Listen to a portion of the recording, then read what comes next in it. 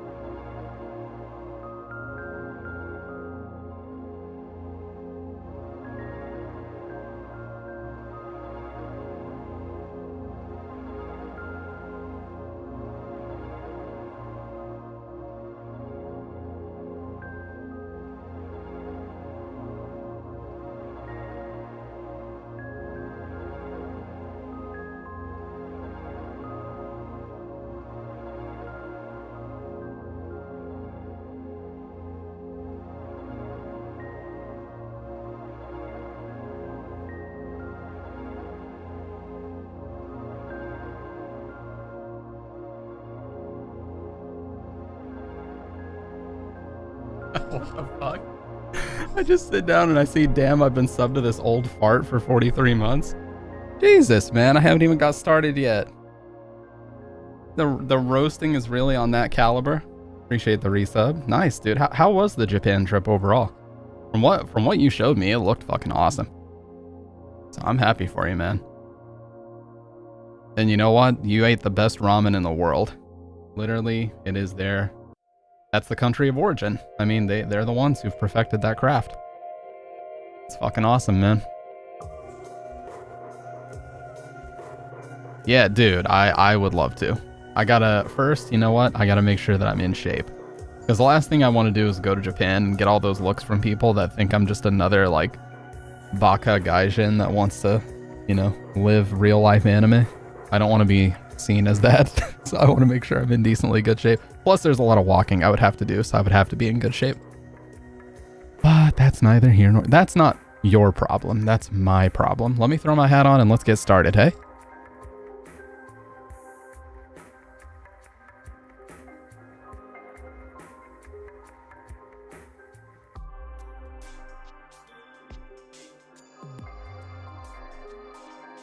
I noticed a lot of Japanese people silently judging overweight Americans, but TBH, you aren't. The hat comes... It does, actually. And, you know, there's some detractors, shall we say. There's some detractors who believe that I wear this hat to hide a hairline that's receding. I promise you I don't.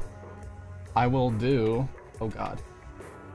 I would do a live hairline check just to prove that that ain't the case. But... yeah, see, like, it's not receding, dude. It pushes out really far. I don't have a 5 head. Okay, I'm comfortably in the 4 range. Actually, it's more like 3. Okay, question. Go for it. Does Fubar not rip CD to FLAC? It does, but I think I did mine in ALAC, which is Apple Lossless Audio Codec. But you gotta remember, I did this like 12, 13 years ago. What's up, by the way, Snipple? How have you been, man? Oh. I walked like 7,000 steps today. And then I sat in my car because I like to do this thing after I walk, where I just sit in my car after it's been baking in the sun and just sweat it out. Yeah, wave files, I mean, technically wave files are higher quality than even FLAC. I need to put my headphones on. Technically, wave files are even higher quality. Hey, I don't blame you, man. Did you see how I had to lean in and squint to read your messages? That's how you know I have good eyesight. I have to... What the hell did you just type? Alright. But anyways, yeah. Let me...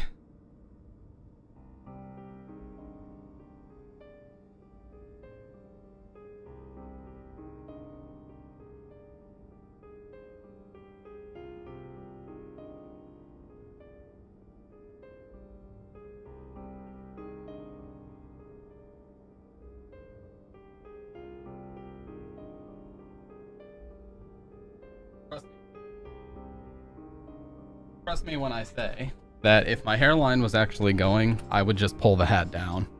Like, I would just pull the hat way the fuck down. I would grow my beard out way more. Because let's be honest, the only way that you can salvage that is either buzz cut or bald with a beard, because that actually is a really good look for a guy. So, like, fuck it. You know, that if it starts to happen, which it inevitably probably will, then I'm just going to immediately go buzz cut or bald with a beard. That's what I will do.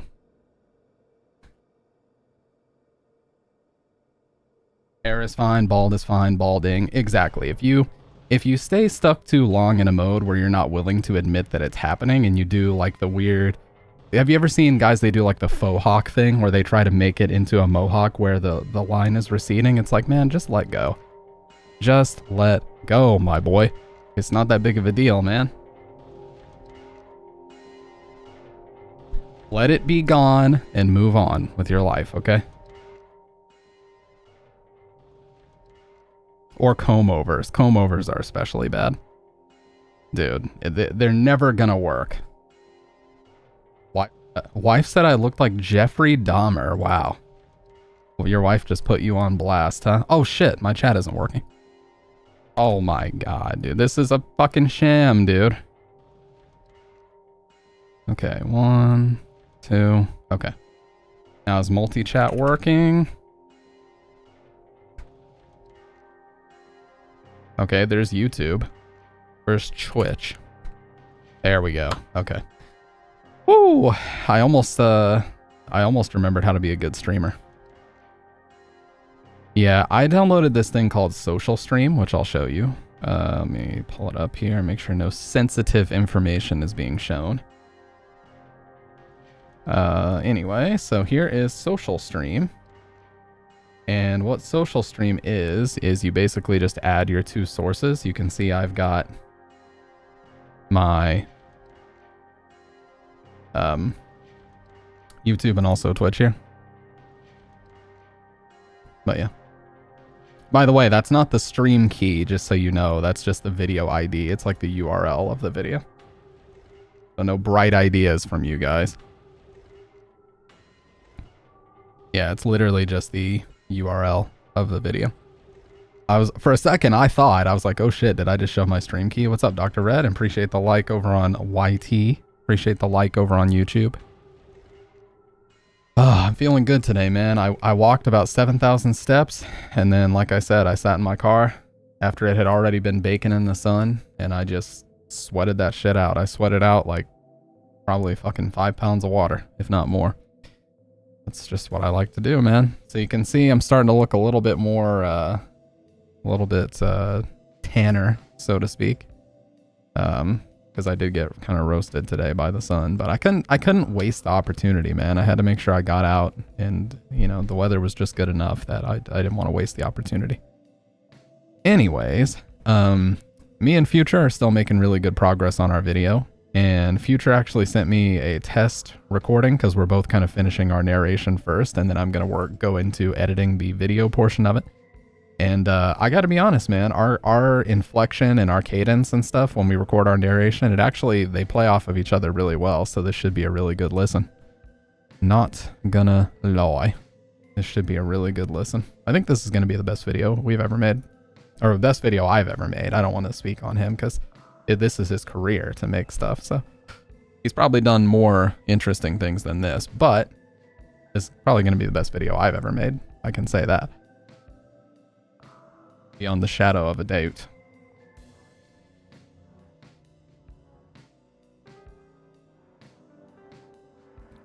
Browser sources have been tweaking lately. Have to redo them. Yeah. Yeah, they're kind of shitty. I always have to right click and go to properties and hit refresh cache of current page a lot of times to fix it. Anyways, yeah, so oh shit, I just realized my YouTube was still running. Anyways, we're chilling, and there's a new Nick Crowley video out called Darkest Moments in YouTube History, I believe. No. Darkest Moments on YouTube, period.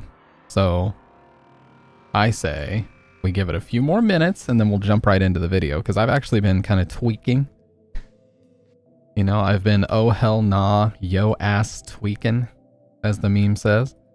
To watch this video, but I haven't watched it yet because I wanted to save it for the stream. Okay. Have you guys seen that fucking stupid video, by the way, where it's like a guy trapped by Jigsaw, and then Jigsaw's like, for your final game, let your B go through your phone, and then the guy goes, oh hell nah, yo ass tweaking, Jigsaw. It's so fucking dumb, dude. I feel like every time I see a really stupid TikTok meme like that, I'm years behind, and everybody else has already seen it. But you remember it, Dr. Red. I sent it to you, dude. I was like, this is just so dumb.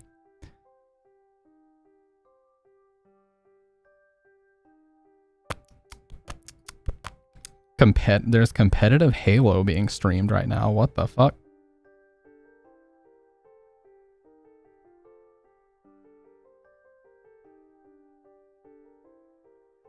I didn't even realize they still had competitive Halo. I'm out of the loop, man. Optic Gaming versus Shopify Rebellion? Isn't Shopify like an e-commerce website? Like Rakuten or buy.com? One of those.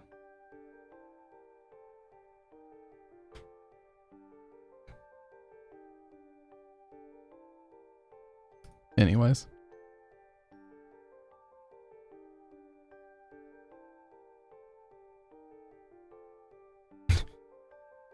Dude. I'll tell you what the dumbest thing is going on right now. Is this whole content cop situation. Like, I've never seen so many, like, you know how the saying goes, okay, never mind, I'm not getting into this. I'm not getting into this, but the whole thing is absurd. It's like everybody's just running to take sides amongst this internet drama. Like, man, I've never been so happy to watch a video and not know who, like, well over half the people in it are. Because there's this little, like, song and dance number in the beginning of the video. The only person I know in that is Hassan and iDubbbz. I don't know who anybody else in that is. And I'm like, you know what? I consider that a W, and I'm getting out of this situation. And that's all I need to know.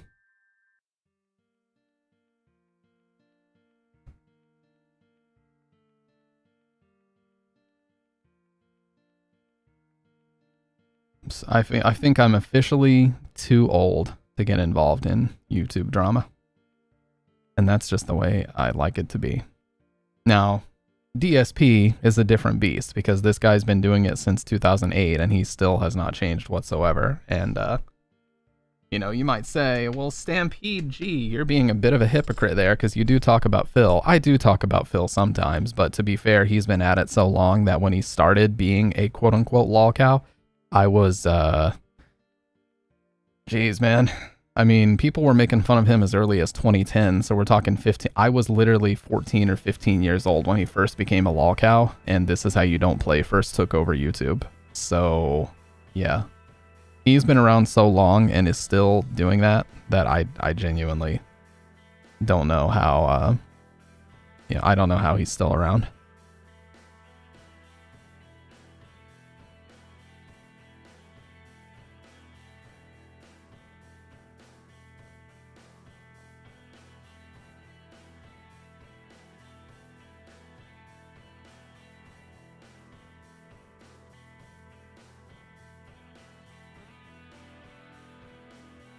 Phil embodies Soylent, he does.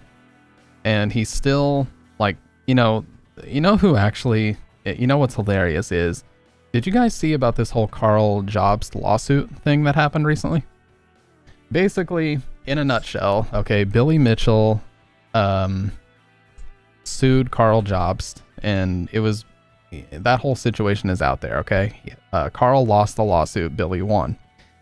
And the thing that is so fucking weird about it all is Keemstar was somehow involved in this. Like, Carl released a video today talking about how he lost and everything, and somebody in the comments was like, dude, Keemstar is literally involved in every YouTube drama since like 2013. He really is. Every one of those June the King documentaries talking about a lolcow, Keemstar's all over it. It's actually crazy. You know, he shows up like a fucking hidden character every single time. It's like an Easter egg. Oh, when's Keemstar gonna pop up? You know, I'm taking bets, dude. 5 minutes into the video, 20 minutes, whatever. He's gonna be in there somewhere, though. That's a guarantee.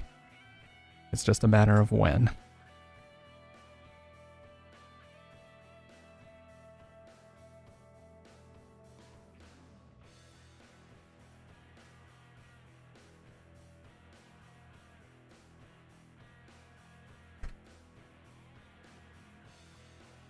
Carl Jobs used to be a good YouTuber. I unsubbed and left a long time ago when he became a dime a dozen drama chaser. Yeah.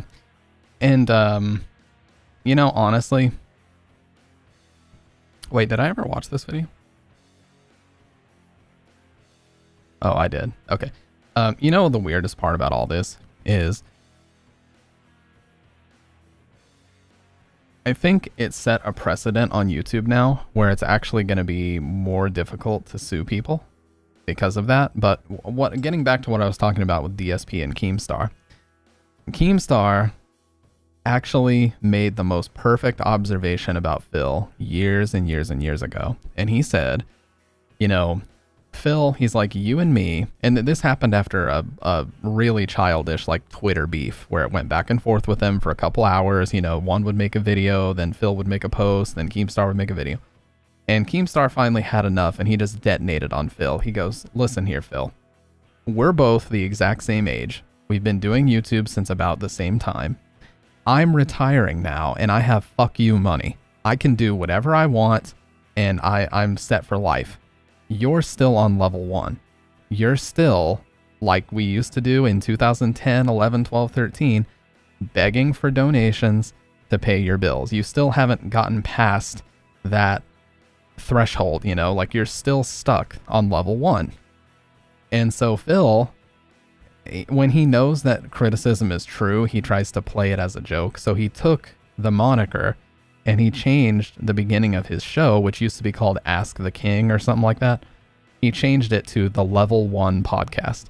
And he has run with that for like 5 straight years, where he calls his introductory podcast before he plays a game the Level 1 Podcast. It's just cope, you know? It's because Keemstar was 100% right. And he's like, dude, you are still stuck in the area where YouTubers were stuck 10 plus years ago. You know, it is a decent podcast name, but like the origins of it, you know, I didn't even know about this. I thought level 1 meant, okay, we're starting the stream. So here we are on level 1 before we move on to the games. And then the games would be level 2, etc. I thought that's what that meant. But then when somebody explained that it was just a jab at Keemstar, I'm like, what? The name works perfectly fine without him. You know what I mean? When it works perfectly without any of that. So I was surprised to find out that it was just like the result of a Twitter beef. What the fuck?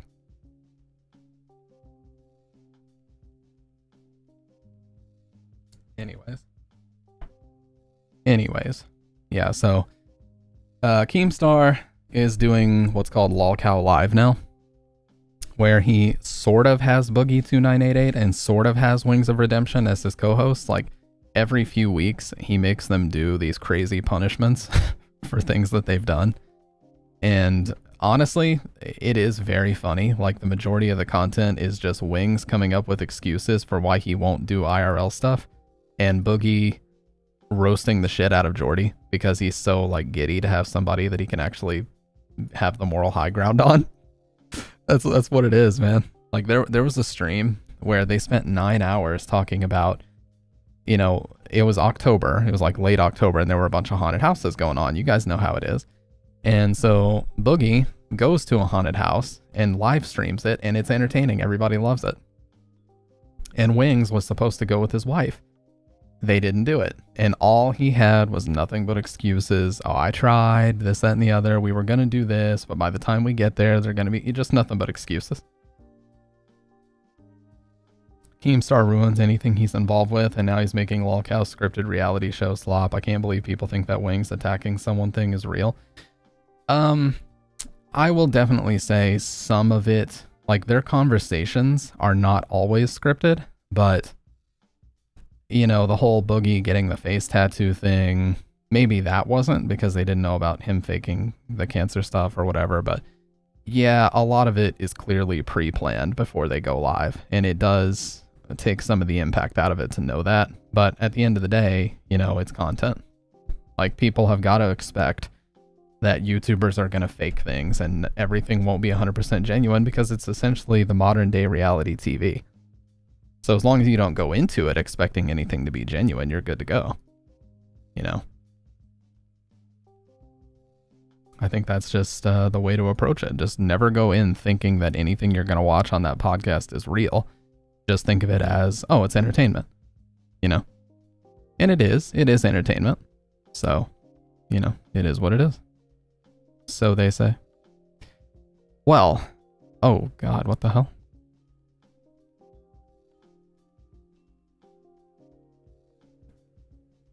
Wait, what?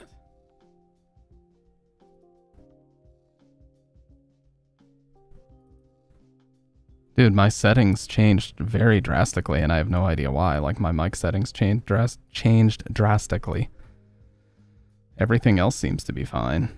All right, well, anyways, that was weird, but we're good now. So sorry if it sounded weird the first half hour, but I had really weird ass noise gate settings going on. Anyways, yeah, see that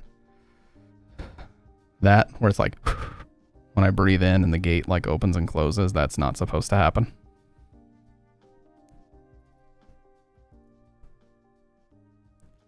Another day, another broken sleep schedule. I know, I feel your pain. Adapie, what's going on, man?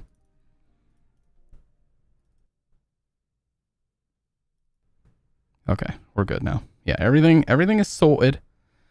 What do we got here?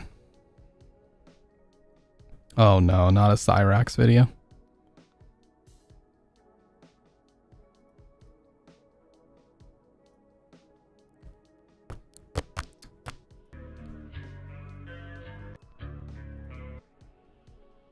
Why does this have 36,000 likes? What is going on?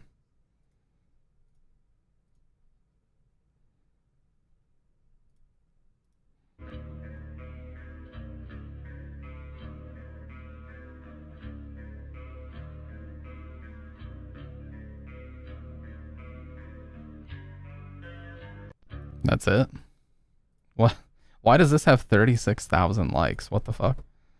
What is going on? Why do I have 13 TikTok notifications when I haven't uploaded anything in almost 3 years?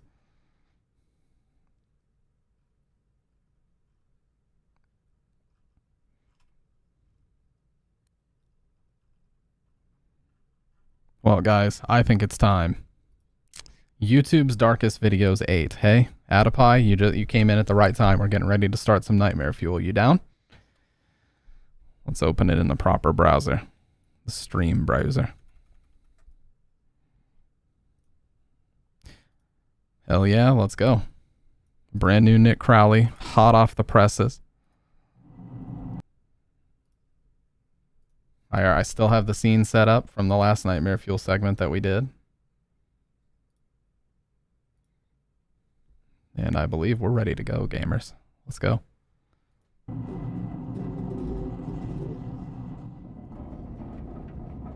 It was 2:46 p.m. when the ground began to shake.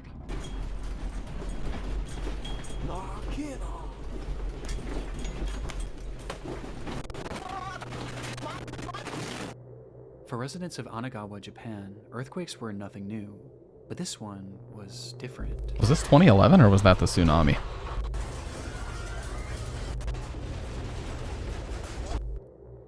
It carried with it a violence that none of the locals had ever felt before, and by the time the shaking had stopped, everyone in Subs or no subs? What do you mean?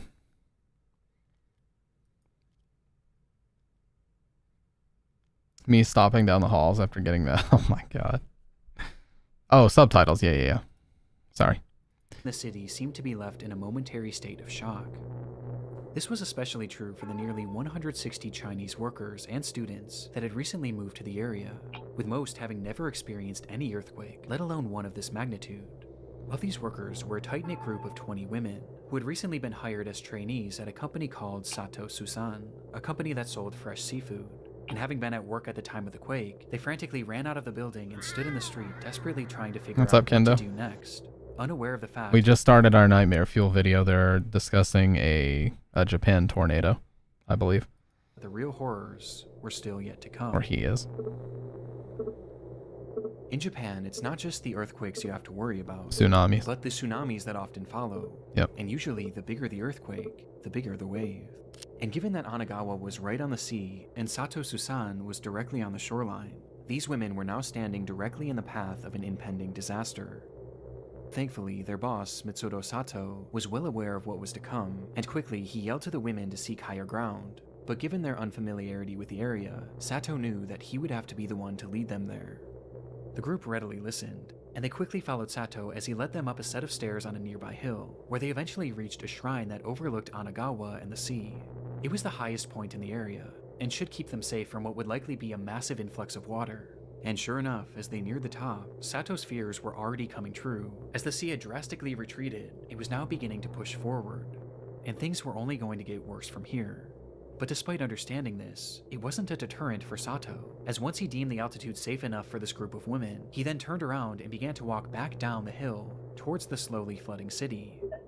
The girls yelled at him asking where he was going, which is when he revealed that down below in his home in Anagawa were his wife and his daughter, who were now directly in the path of this unfolding disaster. Yeah, because whenever the earthquake happens, the water recedes, and then the point where the earthquake basically started, it then now has a massive shock wave that's going to push huge waves onto land. So that's what he knew was going to happen. After they experienced a massive earthquake, he knew that a tsunami was soon to follow. That's the unfortunate reality of living there. And anywhere that's on, the front of the ocean. They did this for test footage for the Evangelion live action movie for real. Are you joking, or did they really? I highly doubt that. But I don't know. And he was going to save them. The girl screamed out to him, begging him not to go, as No? things had already become incredibly dangerous, but he didn't so much as turn Dude, his imagine being in a boat when a tsunami hits too. That's got to be the scariest situation ever. head as he stepped down onto the street and disappeared from their view. And it was at this time that one of those girls standing high atop the hill began to record.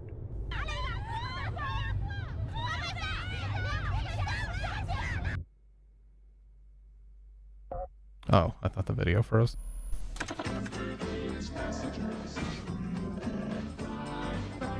All my life, You family just- has oh. been super important to me. I love my family. Dude, all these YouTubers showing their faces recently, it's kind of freaking me out. Nexpo and Nick Crowley used to be like well known for never showing their faces, and Nick Crowley had a profile picture where he had a face mask on for a long time. So just seeing them talking like this is always... It's also, you know what? I'm sorry. It's a little bit weird for him to talk about this guy's family and then go into a sponsored segment about family. Maybe it's just me. I think it's kind of in poor taste, but whatever. I'll stop being a Karen.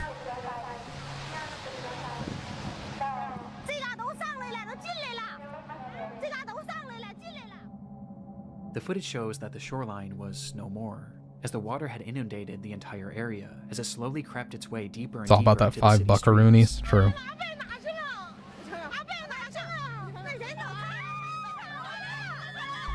The women were understandably in a panic, trying to make sense of this ordeal that they were now given a front row seat to. Well, I hope he didn't die. That's what I'm saying. Like, if this guy passes away, it's like you just used him as an introduction for your sponsored segment. That's kind of yikes. And as they record, we can hear them desperately calling out for Sato, but at no point do we see him.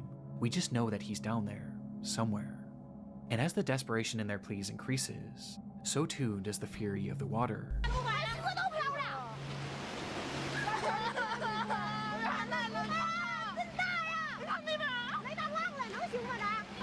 That's so violent, too.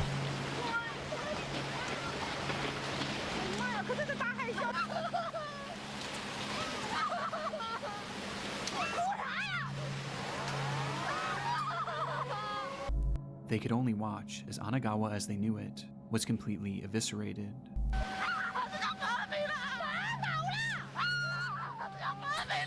If this was in 2011, that was a fucking insane year for weather everywhere in the world. In 2011, that's when America had their biggest outbreak of tornadoes ever.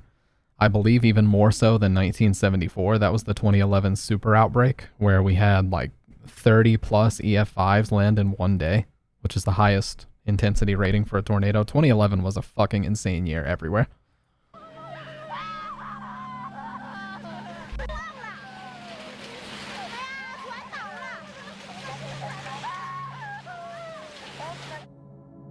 And by this point, they realized that there was now essentially no hope for Sato.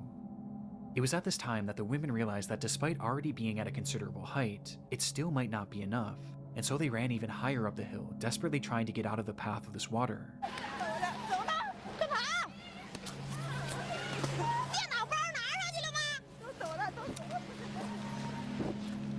And as they did so, they noticed something down below.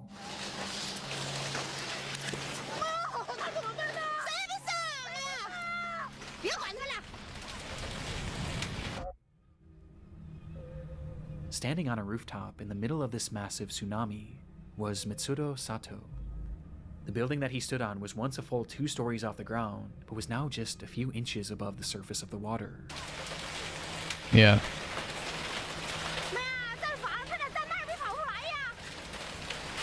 The women again call out to him, this time even more frantically, but at this point, it was no use. And when the camera is taken off Sato for just a split He second, seems so you can hear casual. just from the women's reaction, the exact moment that he swept away.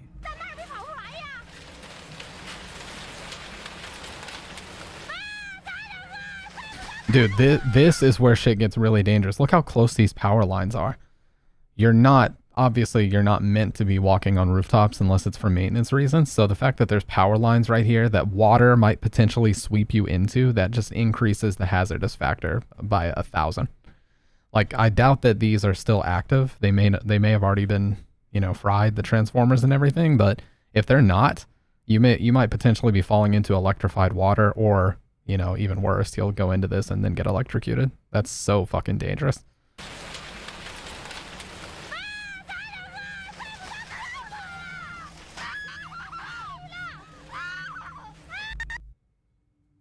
The recording stops shortly after and restarts minutes later, revealing that the streets where the women had been standing just moments before were now fully underwater, and the buildings that once stood around them were now reduced to nothingness. In front of them was a sea of death, and had Mitsudo Sato not led them up that hill, then all of these women would have certainly been a part of it. And just think about the people who may have just been asleep during this too. 1 second you're asleep, and the next second you're just engulfed in massive floodwaters. That's one of the most insane fucking things to even picture, man. The date was March 11th, 2011. Yep, a day where 2011. Japan had been hit by its most devastating earthquake ever, with it ringing in at a magnitude 9.0, which in turn caused the nation's worst ever tsunami, as that day, 19,759 people would lose their lives, with Mitsudo Sato being one of them. But against all odds, his wife and daughter were not part of that death toll, as it's been reported that they were later found alive and unharmed. The devastation that occurred that day is incomprehensible, and all the footage of this disaster could warrant a place in this video, especially the footage of Anagawa, as you can see what it looked like before, Yeah. during, That is just like apocalyptic footage. Look at that. during, The entire city, it's like the entire neighborhood is just being moved. It's just demolished, just destruction. Look at that. and after. How do you even begin to recover and rebuild after something like that? But what I found so interesting about this was all throughout this disaster were stories like Sato's, a man who risked his life to save 20 women that he hardly knew, and a man who gave his life trying to save his family, walking directly into the path of the worst natural disaster in modern Japanese history, all in an attempt to save the ones that he loved. And I honestly find it quite beautiful that afterwards, these women adamantly shared his story and made sure that the world forever remembered Mitsudo Sato as the hero that he was. And of those 160 Chinese migrants who worked in the area, it was later reported that not a single one of them perished, which speaks volumes about the people of Anagawa, who so readily put others' lives before their own. Only one I can think of is Japan. For sure their government will help them. Yeah, I mean, Japan, I believe the cleanup efforts were pretty comprehensive and as quick as they could have possibly been, but just being in that situation alone, like just knowing how much, like just seeing an entire city reduced to rubble like that, regardless of what the disaster is, if it's a fire, if it's a tornado, if it's a tsunami, earthquake, whatever it is, just seeing an entire city where you used to walk in the streets or, go to different shops, they were just working that day when it happened. Just seeing that is insane. Investigating a blaze in Georgetown. 2 people found dead inside the home, and so far it's not known how the fire started. It was just past 5:30 a.m. on the 17th of February, Oh, it does add up 2021, high. when Yeah. residents of a small neighborhood in Georgetown, Ontario, were awoken by the sound of sirens blaring. One man frantically grabbed his cell phone and rushed outside to record the unfolding scene, where he was met with a horrific sight. His neighbor's home was fully engulfed in flames. It must have happened quickly, as by the time rescue workers even arrived on the scene, there was already little hope of saving the house, or any of its occupants. It would take hours before that blaze was finally quelled, revealing the charred devastation inside. And not to be a wise ass, but Japan had seen worse, if you know what I mean. Japanese people are one of the most resilient I know. Oh, of course. I mean, of course we could talk about World War II. They've certainly seen worse. It's just crazy for me to think that nowadays, like, that's so far in the past that it's rare. It's not rarely ever talked about, but it's just crazy for me to think that it's not at the forefront of anybody's mind. You know, Americans travel to Japan all the time. Japanese people travel to America. They love American culture. It's just so far buried in the past, you know. But yeah, we did nuke them. We did drop 2 massive fucking nuclear bombs on Hiroshima and Nagasaki. We did do that in World War II. It's crazy. As firefighters would find the remains of 56-year-old Christina Rirak and 59-year-old Andrew Rirak within the home's garage. The cause of this fire was initially unknown, but quickly the situation was deemed suspicious when experts determined that the fire had started as a result of some sort of explosion that had happened within the garage where the couple's bodies were found. This was later confirmed by security footage obtained from a neighbor. One sec.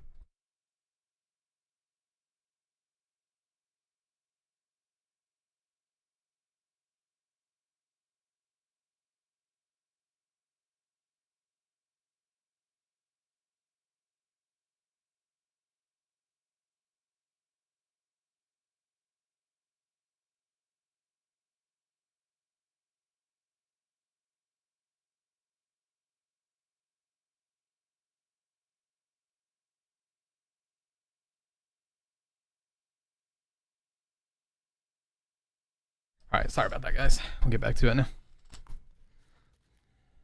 Neighbor who lived across the street, capturing the moments when it suddenly ignited around 5:27 a.m. There was clearly something off with this case, and things did around 5:27 a.m. Hey, what's up, Siren? The only thing I wish Japan was more strict on would be penalties against certain crimes, like the case of Junko Furuta, which is a legitimate nightmare fuel. Do you have a video about that, Adapie? Because I'd love to watch it. I had a friend who was in the Air Force, and he was actually stationed in he was actually stationed in Japan for a while, and there was like a serial knife murderer when he was in Japan that got caught just a few blocks from the base that he was at. It was crazy. There was clearly something off with this case, and things only became more sinister following the autopsies of Andrew and Christina, which revealed that they hadn't actually died in that fire, and instead, both of them had been stabbed to death, with Andrew also being badly beaten. This fire wasn't started to kill them. How you doing, it was Siren? started to cover up their murder. And it did a good job of it too, as the scene was now left completely destroyed, with very little evidence being left behind. But there was something else investigators thought to check. That's security footage.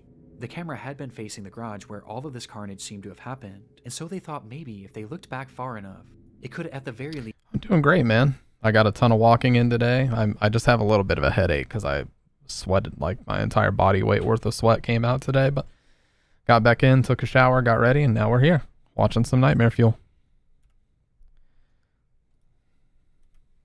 It's the most sickening case I've seen regarding the human condition. Felt miserable for her for days after. Yeah, definitely link me. I mean, it may not be super stream appropriate though, so just be aware of that, guys, but you got me very curious to see what that is. This carnage seemed to have happened, and so they thought maybe if they looked back far enough, it could at the very least show what had led up to this brutal attack. And so they rewound that footage, going back hours and hours, during all of which the garage had remained perfectly still, until they got all the way back to 6:42 of the day prior, February 16th.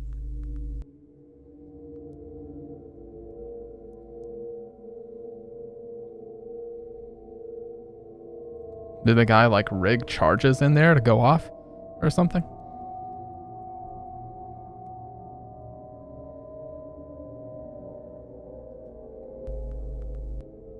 The film showed the moments that the couple had arrived home together inside of Christina's car, which Andrew had been driving that night, as he pulled uneventfully into the garage. This was the last time this couple was seen alive on camera, which on its own is disturbing enough. But as it turns out, there was something far more unsettling about this footage. as it revealed the fact that Christina and Andrew weren't alone. I didn't see anything. Unless I just missed it.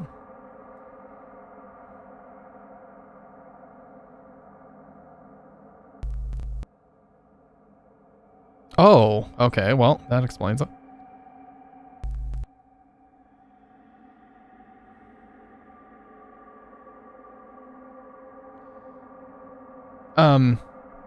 Yeah, just put it in the chat and I'll have it copied ready to go. Adapie. If it's YouTube, you're good to go. YouTube is all good to post. The footage showed a tall figure, its features completely shrouded in darkness. All right, appreciate it. I'll almost as if copy they that were and we'll watch it overshadowed, after. with this figure lying in wait out of sight on the side of the house, until right after Andrew pulls the car into the garage, when this person slips in behind them. It's impossible to say for sure if the couple noticed this person How or did they not see but it him? appears that they likely didn't, as they both start to exit the vehicle, to which the figure then ducks down in an attempt to avoid detection. What? Was she not in the passenger side? Until the garage door begins to slowly close. Either Christina or Andrew would make it out of that garage alive, as just seconds after this footage, they both would be brutally murdered by this unidentified person. The footage is terrifying and speaks to that innate fear in most of us, the fear of being followed. Yeah, like, nobody got out of the passenger side? How would you not see him? Until the garage and ducks down in an attempt to avoid detection. Yeah, and then they're both standing on the left side, it looks like. So was the wife not even in the car? Maybe he just got home and she just walked out to him or something? Until the garage door begins to slowly close. Either Christina or Andrew would make it out of that garage alive, as just seconds after this footage, they both would be brutally murdered by this unidentified person. The footage is terrifying and speaks to that innate fear in most of us, the fear of being followed, of being watched, and attacked in the moments where we least expect it. It's paranoia-inducing, and made even more off-putting by the fact that this clearly seemed to be premeditated.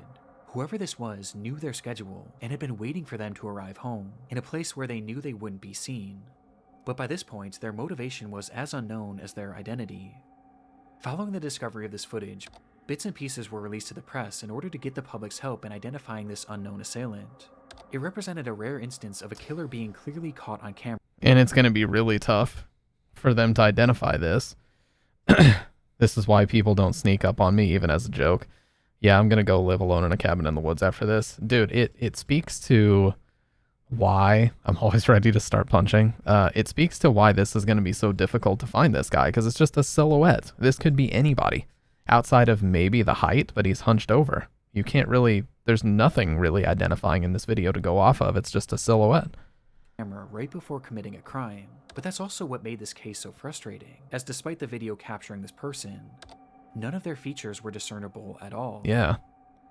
Unsurprisingly, the footage didn't bring in any relevant leads, but it at the very least showed investigators that whoever this person was knew the couple, due to its obvious premeditation. Though when looking into both Andrew and Christina, it was clear that neither of them really had any enemies in their life, with the exception of one. Harrison Brown was a 27-year-old employee at a company called Rogue Transportations.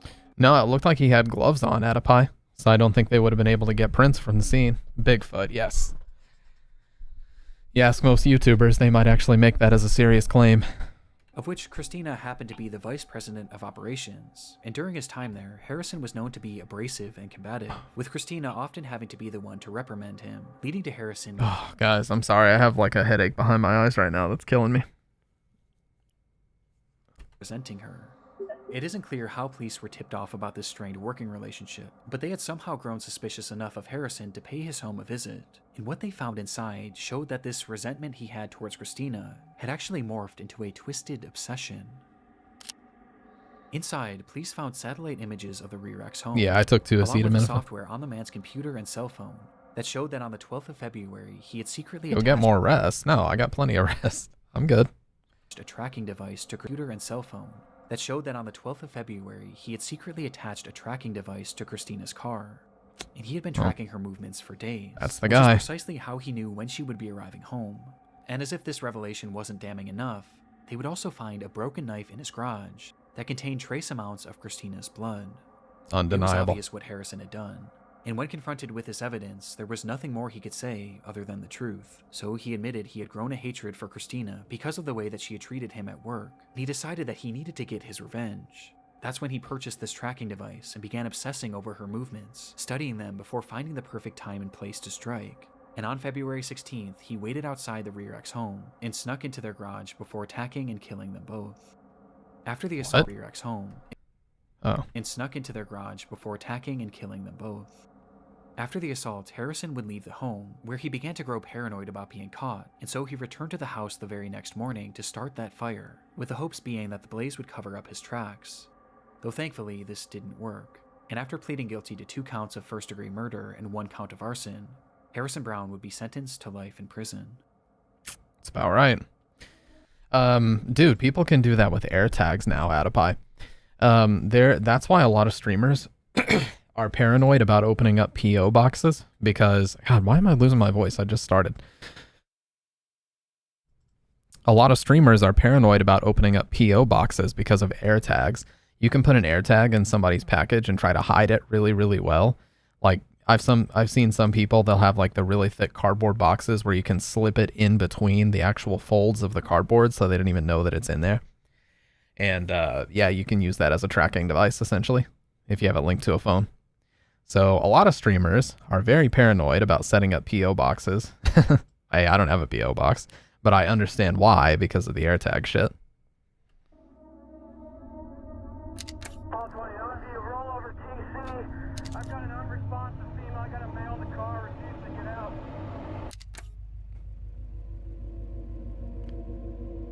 It's the eve of Thanksgiving. Dude, one streamer that I watched named Super TF, somebody actually sent him like a needle and a jar full of piss. Seriously, it was fucking crazy. Like, if he would have opened it wrong, he might, I don't even know. How does that even make it through the mail? Like, seriously. 15. Police officer Patrick Feaster sits in his cruiser parked alongside the road in the town of Paradise, California, waiting for his first action. Okay. Sorry to say this, It's the parked along. but this looks AI generated to me. It's probably just the filter he has on, but something about that face is really disturbing because it looks AI to me. It's got to be some really heavy filter on the video though. Alongside the road in the town of Paradise, California, waiting for his first action of this uncharacteristically quiet night. His car was facing the direction of a well-known local cantina, which patrons were known to drive away from. I wasn't talking about that. And sure enough, as the clock approached midnight, the calmness around Feaster would be shattered by the sight of a car speeding out of the restaurant's parking lot. In 2015. The car went unseen by Feaster's dashcam, but not by Feaster himself, as he took off, doing his best to catch up with the car that was now speeding down the road, and within a few seconds, he does. As the car slowly comes into frame for the first time, inside that vehicle was 26-year-old Andrew Thomas and his ex-wife, 23-year-old Darian Aaron. Andrew had been drinking heavily that night and was well over the legal limit. And was driving. His driving showing as much, as he failed to pull over once Feaster approached him, resulting in a police chase that would only end up lasting just a few seconds. Oh, God.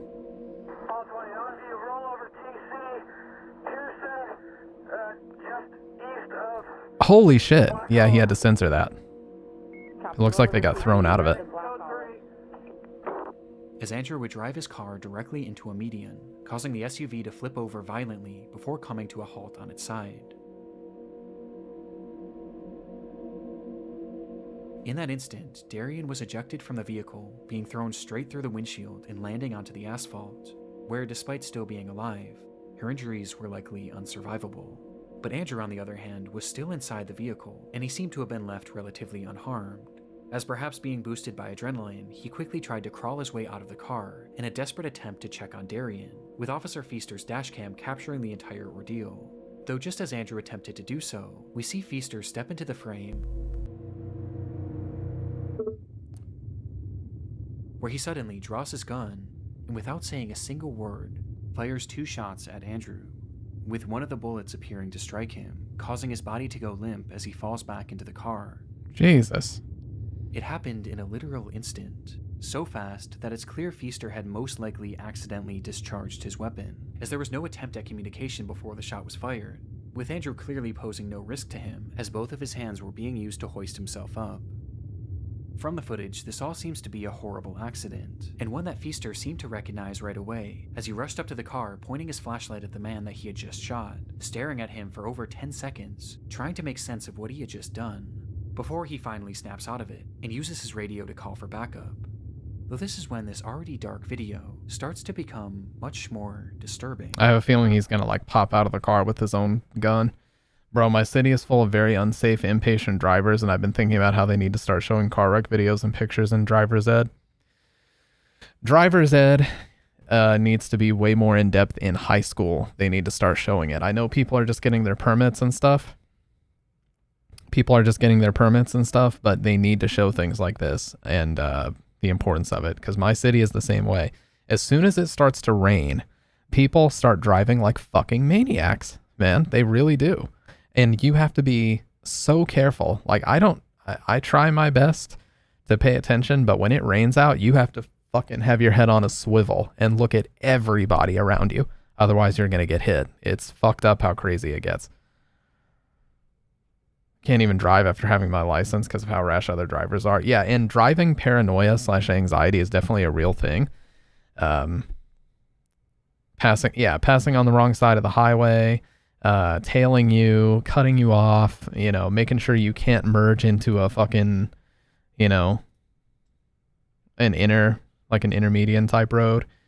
There's a lot you have to be careful for. So I totally get why some people who get their license are very paranoid of driving, because it can be fucking scary, man. I've got an unresponsive female. I got a male in the car refusing to get out.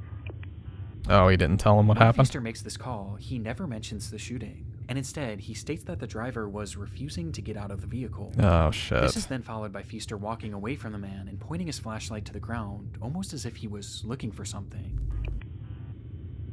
Is he gonna try to, like, stage it? Black Olive. Pearson. Copy, Black Olive and Pearson. With some theorizing that he was looking for his shell casings. Though right then, another officer arrives on the scene and begins to survey the wreckage.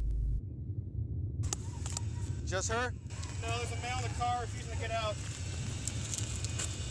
Where, again, Feaster says that Yep, you didn't think that your dash cam would catch this, did you, buddy? Andrew was refusing to get out of the car.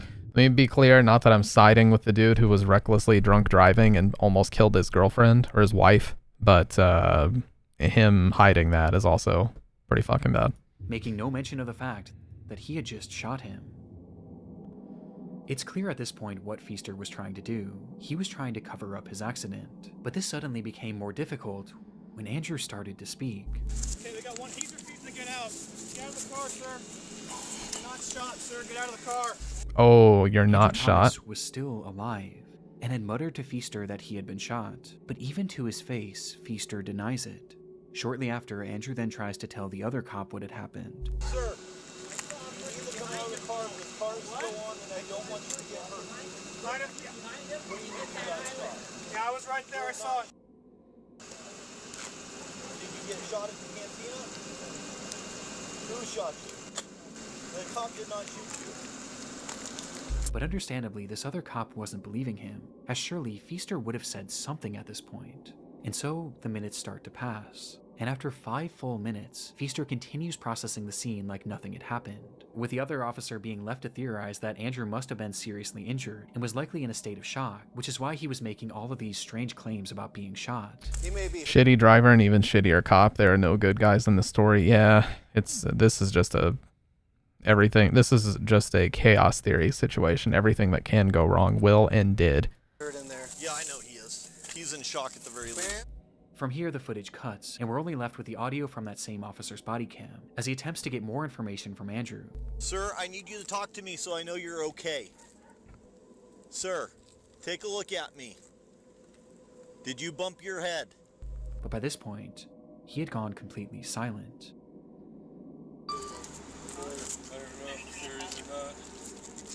10 minutes later, the footage then cuts back on, this time to another officer's body cam, which shows that an ambulance had now finally arrived on the scene, with medics first directing their attention to Darian, who was in the worst shape, as she would tragically be pronounced dead shortly after. But despite all of these first responders on the scene, none of them had any idea that the man inside that vehicle had just been shot, and shot by one of their colleagues. And in these moments, Andrew was slowly losing his life as each minute passed. It would take 11 full minutes before Feaster finally confessed. Sir, you hold this scene, Manny, with me. We're going over to the cantina to find out if this guy...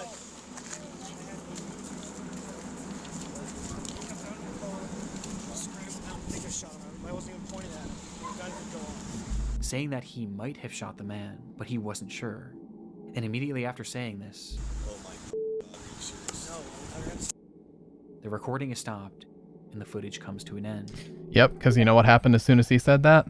They were like, body cam's off. Oh shit.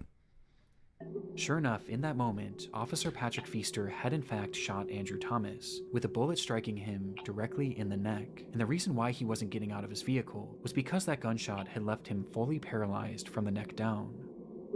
His condition was awful, and made worse by the length of time that it took for him to receive proper treatment. And despite fighting for weeks, Andrew Thomas would lose his life less than 1 month later, due to that gunshot wound. Afterwards, Feaster admitted that he did fire his gun, but claimed that in the moment he wasn't actually sure if he had hit Andrew. But many found this hard to believe, as his gun clearly goes off while he's pointing it at Andrew, and he clearly gets a good view of him immediately after the fact. Not to mention the fact that Andrew literally told him over and over again that he was shot. But for many, by far the most incriminating moment was when Feaster appeared to be looking for his shell casings.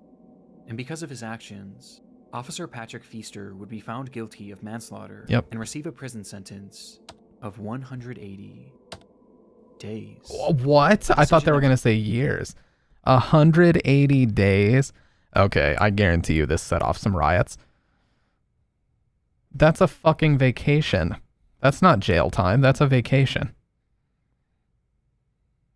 6 months? Really? That was heavily contested, but ultimately upheld. And while no one is defending Andrew Thomas's decision to drink and drive that night, Feaster's use of deadly force and his blatant attempt at covering it up make this footage harrowing nonetheless.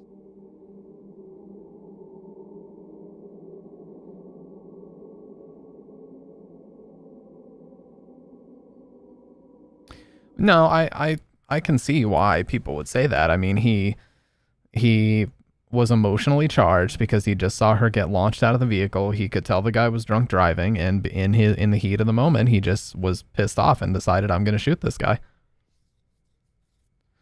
I love these, my dad calls them Monday morning quarterbacks, or Tuesday morning quarterbacks, whatever. Sunday night, Monday night football. You guys know the deal. Like the very next day, you guys know those people who, after a sporting event happens, the very next day here they come out of the woodwork. Well, I would have done this, and I would have, I wouldn't have let them get away with that, and I would have handled it this way. That's exactly what people are probably doing in this situation, saying, well, he should have been level-headed enough to not fire that bullet, and if I were in his situation, I would have assessed my surroundings, and I would have... It's like, nah, if you were in his situation, not saying you would have done the same thing, but you have to understand that there's other factors. When you're in a police chase, you just watch somebody flip their vehicle, someone is on the ground, they might be dead. There's a lot of factors that if you were in that situation, not saying you would have shot the guy, but you wouldn't have been in control of your emotions enough to be as rational as you're trying to pretend to be right now. Funniest thing is when people talk, oh yeah, of course. See, everybody, when they watch fights, they're like, why is he letting himself get hit? What is going on? Dude, I would have demolished that dude. What a pussy. It's like, okay. It's the same type of idiots who in school, or even in as far back as like grade school, would act like a fifth grader would say, yeah, I got surrounded by 6 8th graders and I just took them all out, dude. I was like, stop this shit, man. And I just fucking took them all out like it's a Jackie Chan movie. Yeah, right.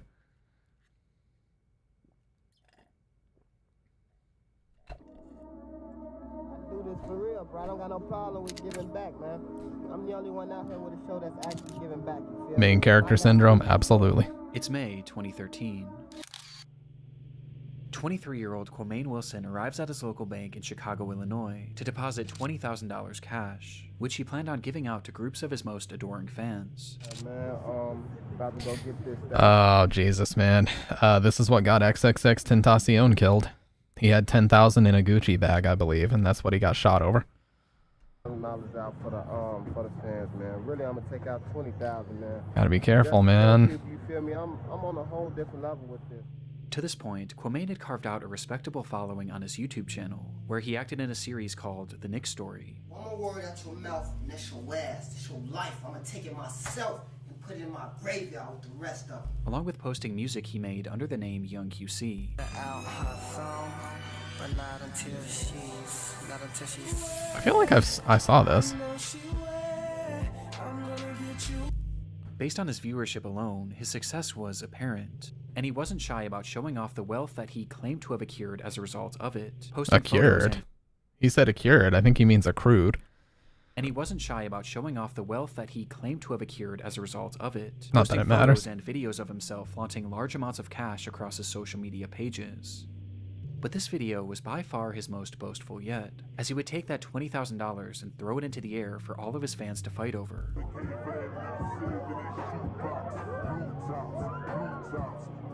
That's good content. With Quamaine clearly relishing in the opportunity to show off his riches. But bad idea. The fact that behind the scenes, things weren't quite as they seemed.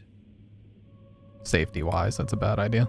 The truth was, Quamaine had actually earned very little from his channel despite its viewership, with this being on account of his videos containing copywritten music, and the fact that he only had a dozen or so uploads. In fact, his social media flexing had started well before he even made his first video, as in reality, all of this money was coming straight from his mother. Oh my Yolanda God. Holmes. Having started a successful business in Chicago, Yolanda made a great living for herself and Quamaine. And being her only son, Quamaine was given just about anything he could have asked for. She would buy him designer clothes, jewelry, and even the Mustang scene in this video asked for. She would buy him. Okay, I'm not gonna lie, that LV belt is kind of fire, but this situation is absurd. Designer clothes, jewelry, and even the I don't wear Mustang scene in designer, this just so you video. know. But for Quamaine, it never seemed to be enough. He wanted to achieve a life of fame and riches. And Why are all these people the same age as me? Shit scares me, because you think you're invincible when you're young, and if you make it to your 30s, you finally had enough close calls to realize you're not. That is so true. Everybody thinks they're invincible when they're in their late teens and their 20s, and they think that nobody can touch them, and they're, like you said, invincible and everything. But, you know, you have a few close calls, you make it into your 30s, you start to realize how many people you may know in your life didn't make it to their 30s. Shit hits different.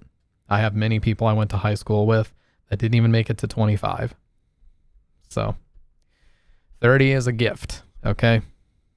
Yeah, people may call you a boomer. They call me a boomer jokingly. I take it on the chin. I've had people I went to high school with die in car accidents. One of them got into a shootout with the police and died. One of them just fell asleep and didn't wake up.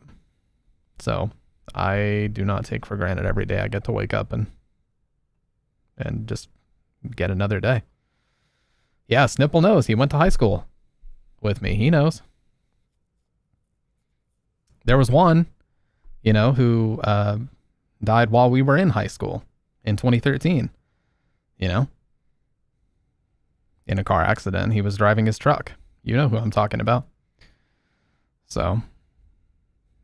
And he used his mother's finances to sell the illusion that he already had, asking her again and again to purchase him things that could help him sell this dream, until one day, it all came crashing down, when Yolanda would tragically lose her life. Just like that, Quamaine's entire support system had fallen out beneath his feet, leaving him without his mother and without the provider who was funding his entire life. Did he But not? strangely, this didn't seem to stop his lavish online presence. In fact, his I was going to say, did he not get it like an inheritance or anything? Or did nobody take up her business for her? spending only seemed to increase after this, as this footage of him giving away money to fans actually took place after the death of his mother, which became extremely off-putting for law enforcement, as Yolanda hadn't simply passed away, and instead, she had been brutally murdered. Quamaine had learned something shortly before Yolanda's passing, that not only were his mother's savings entirely willed to him, but she had also taken out 2 life insurance policies in which he was the sole beneficiary. Oh my God. Did he have... I hope to God he didn't have somebody kill her to get the life insurance money. Just... Okay. We got 2 minutes left in this video. Please tell me... 3 minutes. Please fucking tell me he didn't hire somebody to do it or do it himself. And despite Yolanda giving him anything that he could Doesn't work like that? No, I know, but did the person who did it know that? have asked for, it seemed that by this point, Quamain had simply grown tired of having to ask. And so, on September 2nd, Doubtful. 2012, Yeah, that's what I'm he would saying. offer his friend Eugene Spencer $3,500 Yep, to there it kill is. his own mother. There it is. Eugene accepted the offer, and that night he would travel to the apartment of Yolanda Holmes late at night. Killing somebody for $3,500 measly fucking dollars. Where he entered her room and shot her multiple times as she slept. At the time, her boyfriend had been sleeping next to her, and despite jumping up and doing his best to fight off the attacker, Eugene would eventually beat him unconscious before fleeing the scene. Eugene would call Quamain immediately after the attack to tell him that the job was done, but rather than feeling any sort of guilt, Quamain instead had no emotion, and he simply stated, "Make sure the bitch is dead." What? Do they have this on recording or what? Yeah, that wouldn't even cover your lawyer's fees. And so, Eugene went back up to that unit, this time brandishing a knife, and repeatedly stabbed Yolanda until he was absolutely certain she was gone. And with that, Quamain Holmes was a rich man, and it only cost him the life of his own mother. For a moment, the crime had worked perfectly. The police were left with no concrete leads as to who might have killed Yolanda, and the public largely believed that it was her boyfriend, whom Eugene had knocked unconscious. But no one even thought to look at Quamain. And recognizing that he was in the clear, his behavior grew brazen almost immediately. Quamain Wilson lost his mother to gun violence on November 14th. My mother, she was a neighborhood woman. A guy entered her home, and murdered her, just to steal. As he went on TV to talk about Look at his those mother's nervous murder, blinks. You see how many blinks? He just fucking EX blinked like 30 times. Just to steal. As he went on TV to talk about his mother's murder, where he peddled the theory to the public that this was some sort of botched robbery, all the while he showed no emotion. He wouldn't even wait a full week before depositing the money, as he took out $90,000 within just the first few days, and immediately began showing it off to his followers. And in this footage where he gave away that $20,000... He did, dude. He's like... It's like a tell blank, It's like that fucking LA Noire where it says that they'll make subtle facial expressions to give something away. It's like he was blinking 30,000 times. Throwing it into the air as if it meant nothing to him. Every cent of that had come from the death of his own mother, a death in which he was entirely responsible for. Fucking It insanity. would take over a full year for Quamain and Eugene to be caught, with police largely being tipped off by his online antics. And in the end, Eugene was given a 100-year prison sentence. Holy shit. While Quamain received 99 years. With his legacy now permanently defined by his creation of one of YouTube's darkest videos. That is the quintessential YouTube's darkest video story. I knew nothing about this dude. I felt like I remembered seeing his music maybe around that time, but I had no idea how dark that was gonna actually be. That is fucking insanity from start to finish. Taking somebody's life over a measly fucking $3,500 payment is beyond the fucking pale, but... And I don't even want to get into this topic, but how does the police officer who clearly murdered a guy get 180 days? I'm not even getting into this. Obviously, there's a big difference in premeditated and not. I understand the distinction. But, and also manslaughter versus first-degree murder, but... Yeah. 180 days is wild. Like I said, that's a fucking vacation. That's not a prison sentence. That is a fucking vacation. All right, the Junko Furuta case in complete detail. Okay. Are you 100% sure, Adipie, that this is safe to watch on stream? I trust you. I just want to know.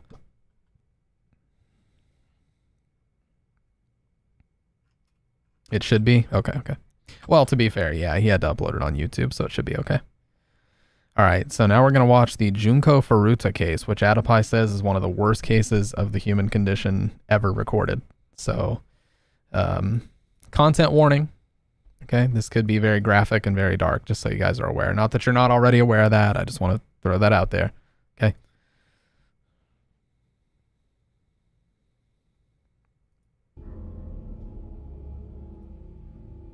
One of the most... What? Silent Hill music already? One of the most common suggestions to make a video about, and one of the most common questions on Q&As that I get, is what is the most horrific case I've ever heard of? That smoke transition is dope as fuck. I appreciate that, man. I appreciate that. I love it, and it emulates Silent Hill fog, so I'll never change it. I'm sure a lot of you have heard of by now, but I'm not sure if you've ever heard about it. Oh, it's the song that plays in the prison of Silent Hill 2. Listen right here. One of the most common suggestions to make a video about, and one of the... Yeah, it's the song that plays in the Silent Hill 2 prison as you're walking around the actual cells. For a big graduation. Love of God, please don't watch this if you're sensitive to extreme violence, especially of the sexual variety. Why was that 720p? Junko Furuta was a young woman who was born in Misato in the Saitama prefecture of Japan. Her family consisted of a mother, father, an older brother, and a younger brother. She attended high school at a school in Saitama while working part-time at a plastic molding factory after school. That I did too. I thought, like, is this... Anyways. She was saving up for a big graduation trip she was planning. She was all set up to start working at an electronics store after she graduated. She was fairly popular and well-liked by her classmates. She had great grades and was hardly ever absent. She was active, attractive, and attracted a lot of attention, which made some people jealous. She didn't drink, didn't smoke, and definitely never touched any drugs. This made her seem very lame in the eyes of the thugs. Happy to say the same. Haven't touched any alcohol in a good 3 years. Haven't touched any cigarette or smoked anything of any kind. Ever. And I've never done any drugs, so around the school. Proud to say the same. Yakuza wannabes. One of the boys in this group was named Hiroshi Miyano. He actually developed a bit of a crush on her and wanted to get physical with her. Sounds like Contra points. And she refused. Hiroshi was a pretty big bully in this school, one of the only ones actually involved with the younger members of the Yakuza at the time. Usually, nobody dared defy him. He couldn't believe that Junko actually had the gall to turn him down. Hiroshi did not take this well at all. He couldn't believe that Jesus, this photo's disturbing too. anyone would ever reject him. He took... Listen, oh no. I was wrong, by the way. The song plays in the apartments. Listen to the background. This is definitely Silent Hill 2 apartments, second floor. This well at all. He couldn't believe that anyone would ever reject him. He took it as a complete and total insult. He got together with a few of his wannabe Yakuza buddies and they all hatched a plan to get revenge on Junko. They would get another one of their friends to attack Junko and then Hiroshi would come to the rescue. After he won a bit of her trust, they could take her wherever they wanted. On November 25th of 1988, Junko was riding her bike home from her part-time job when an unknown boy attacked her and knocked her off of her bike. The boy who liked her, Hiroshi Miyano, was conveniently across the street while the whole thing happened. He came to Junko's aid and scared off the random boy. He then offered to escort her home. Everything seemed to be going as planned. While Junko didn't actually trust him, it seemed better than the alternative of possibly being attacked again. She didn't have any idea that Hiroshi harbored any sort of hatred towards her. She wouldn't have imagined that he would be planning anything like this. Okay, buddy, please just show it. I'm sorry, please. Hiroshi took Junko into an abandoned warehouse and revealed his Yakuza connections to her. He then took his time raping her over and over. Jesus, he just said it. I don't think you can even get away with saying that on YouTube nowadays. When was this uploaded? 3 years ago? I think this would get the whole video demonetized just saying that word now. Then he took her to a hotel. In the hotel, he called his friends, Joe Ogura and Yasushi Watanabe. From then on, he and his 3 friends took turns assaulting her. Unfortunately, this was not their first time doing this, as they had just recently done it to another girl in the past few weeks. They decided that they were having... I mean, I don't mind, because I'm not monetized. I'm just saying. Like, for his video. Hey, what's up, Burn? Yeah, I don't mind, because I'm not monetized, but for his video's sake, you know? Far too much fun to just set her free again. There was also the possibility that she would call the cops and tell them what happened, and they couldn't have that. The next morning, Hiroshi took Junko to a nearby park, where Joe, Yasushi, and a 4th boy, Nobuharu Minato, were waiting. They learned Junko's address and used it to threaten her, telling her that they would kill her entire family if she tried to get away. The 4 teenage boys then took her back to Minato's parents' home, where they continued to assault her. This is where, for 42 more days, she would be held prisoner. On the 3rd day that Junko was missing, her parents were dealing with the police, trying to get her found. Knowing this would happen, the captors made her call her parents and tell them that she had run away and was staying with a friend, safe and sound. She was forced to ask her mom to stop the investigation. They held Junko captive in the bedroom, forcing her to pose as one of the boys' girlfriend. It didn't take long for the parents to realize that this was a lie. Eventually, they dropped the whole girlfriend act altogether, as it was very clear that they weren't going to get in any trouble. Immediately after arriving at the home, the boys forced Junko into becoming their toy. They beat her relentlessly and raped her countless times a day, often taking turns. They were proud of what they were doing, regularly boasting to their friends that they had a woman trapped and ready for their personal use. They said the kid had connections to the Yakuza? Or he was one? Did he have connections to them, or was he one? Their friends to come over and have their way with her.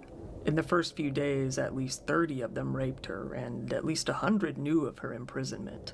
Even women were invited to come see the spectacle, with a young girl even being invited to come over and see the prisoner, who then took a pen and doodled on her face. By the day 7 mark, Junko had been already completely stripped of all of her humanity. She was forced to be naked at all times and was constantly beaten and humiliated. They would shove her into the freezer for hours when they were bored with her, only pulling her out when they wanted to assault her again. Nobuharu Minato's brother and parents were living in the same house that she was being held in. His brother did nothing, aside from informing him that Junko might die at this rate. His parents were afraid to intervene, as they had seen Nobuharu's violent nature firsthand. They also knew of his association with the Yakuza and feared of their possible retaliation. Okay, so he was connected to them, not necessarily one of them. But it sounds like he must have been, for even the parents to not be doing anything about it. Most disgustingly, they worried about losing their good reputation in the community. After about 10 days of this torture, Junko's body was already starting to fail her. Because of the ongoing, endless beatings, so much blood had accumulated in her sinuses that she could no longer breathe through her nose. Her digestive system was also beginning to refuse food and water. If she attempted to eat or drink anything, she would instantly vomit. This also led to severe dehydration. Anytime she would vomit, her attackers would get angry and beat her even further. A vicious cycle that had no end in sight. When the nights got even colder, she was forced to sleep on the balcony of the home in extreme cold temperatures, sometimes near or below freezing. Eventually, one of the men that the attackers would invite over to the house to see Junko would go on to tell someone else about her, his brother. This brother of his ended up informing the police about what was going on at the Minato house. 2 officers were soon dispatched to go check things out. Minato's parents came to the door. Wouldn't be surprised if these officers are not long for this world if the Yakuza are involved. When the police explained the situation, the parents simply responded that there was no girl in the house. The police took it at face value, thanked them, and left, without ever bothering to check even a single detail.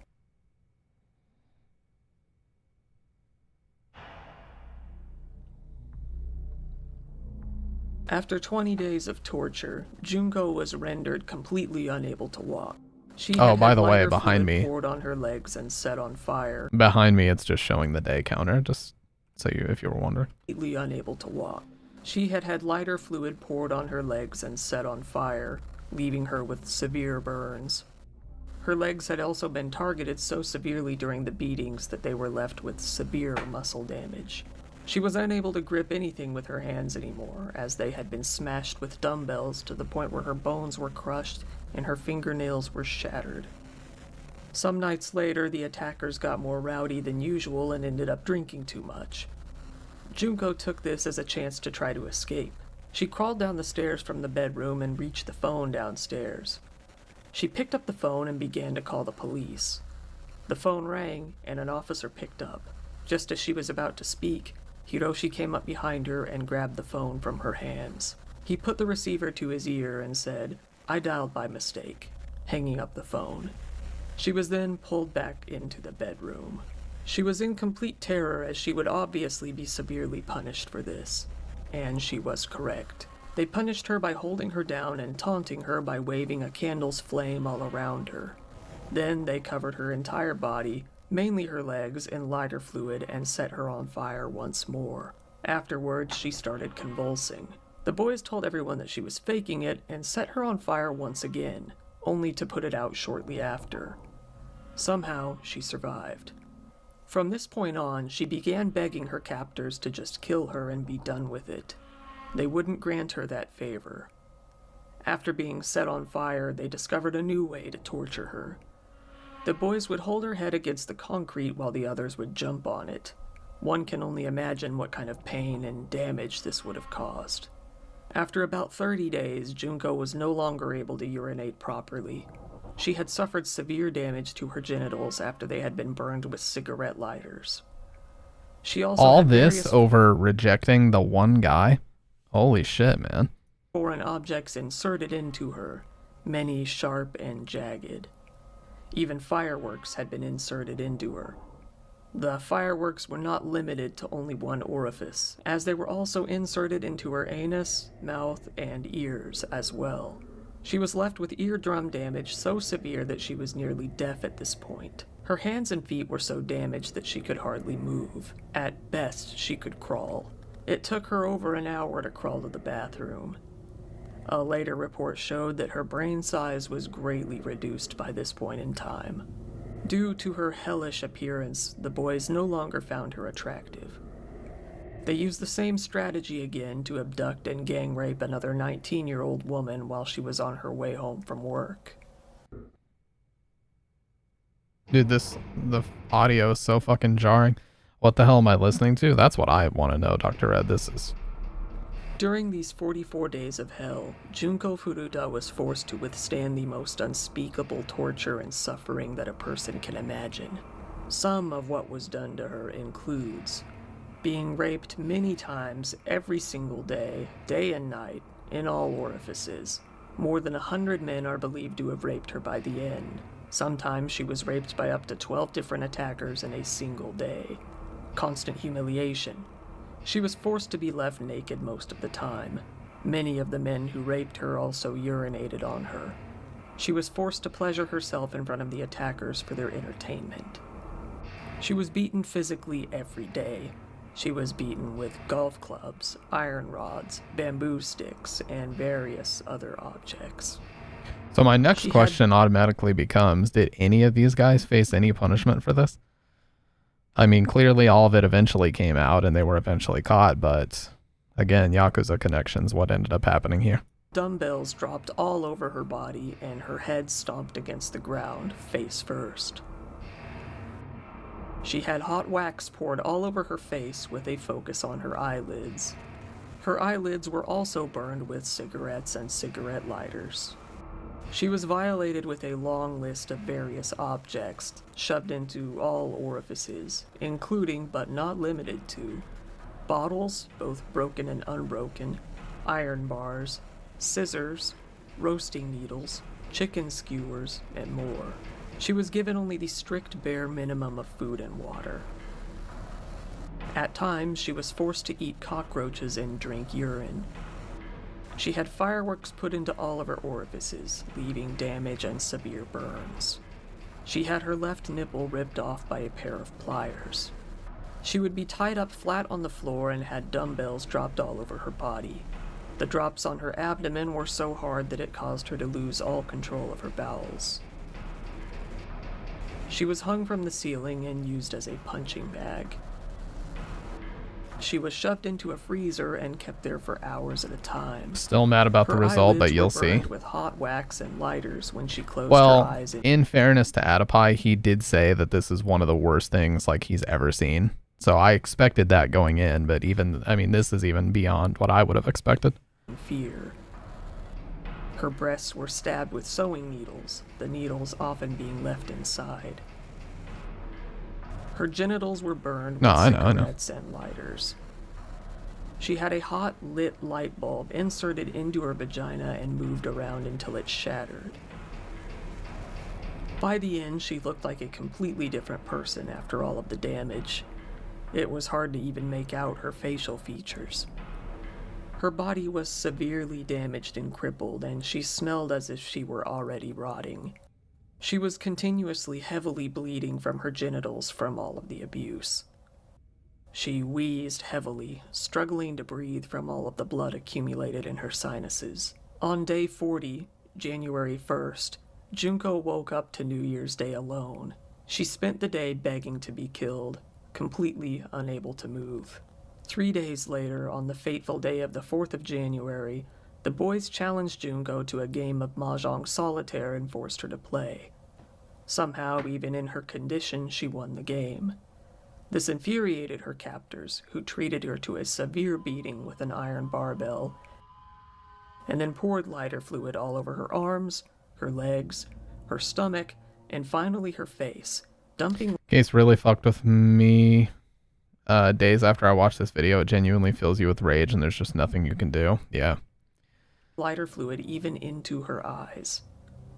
Then they put a candle to her face, igniting it all. She weakly attempted to put out the flames, but didn't have the strength to do so. This final torture lasted for a grueling 2 hours altogether. Already having been in a horrible condition, Junko went into shock and finally died the following day.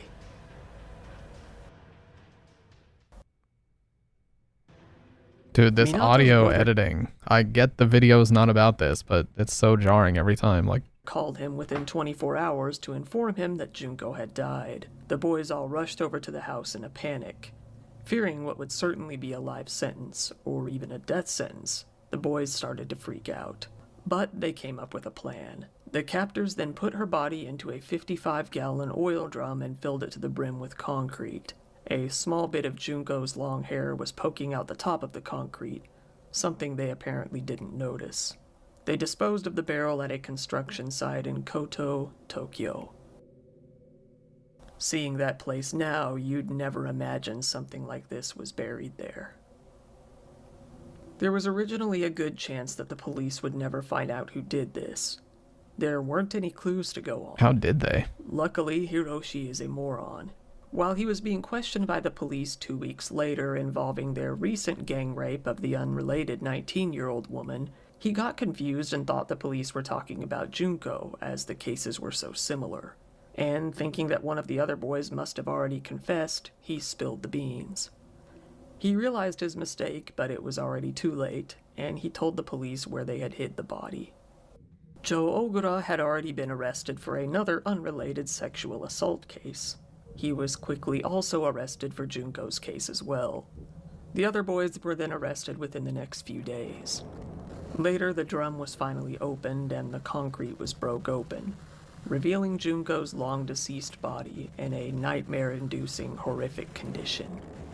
Junko's family was notified and told of what happened to her in detail. When her mother heard the details of what was done to her, she fainted.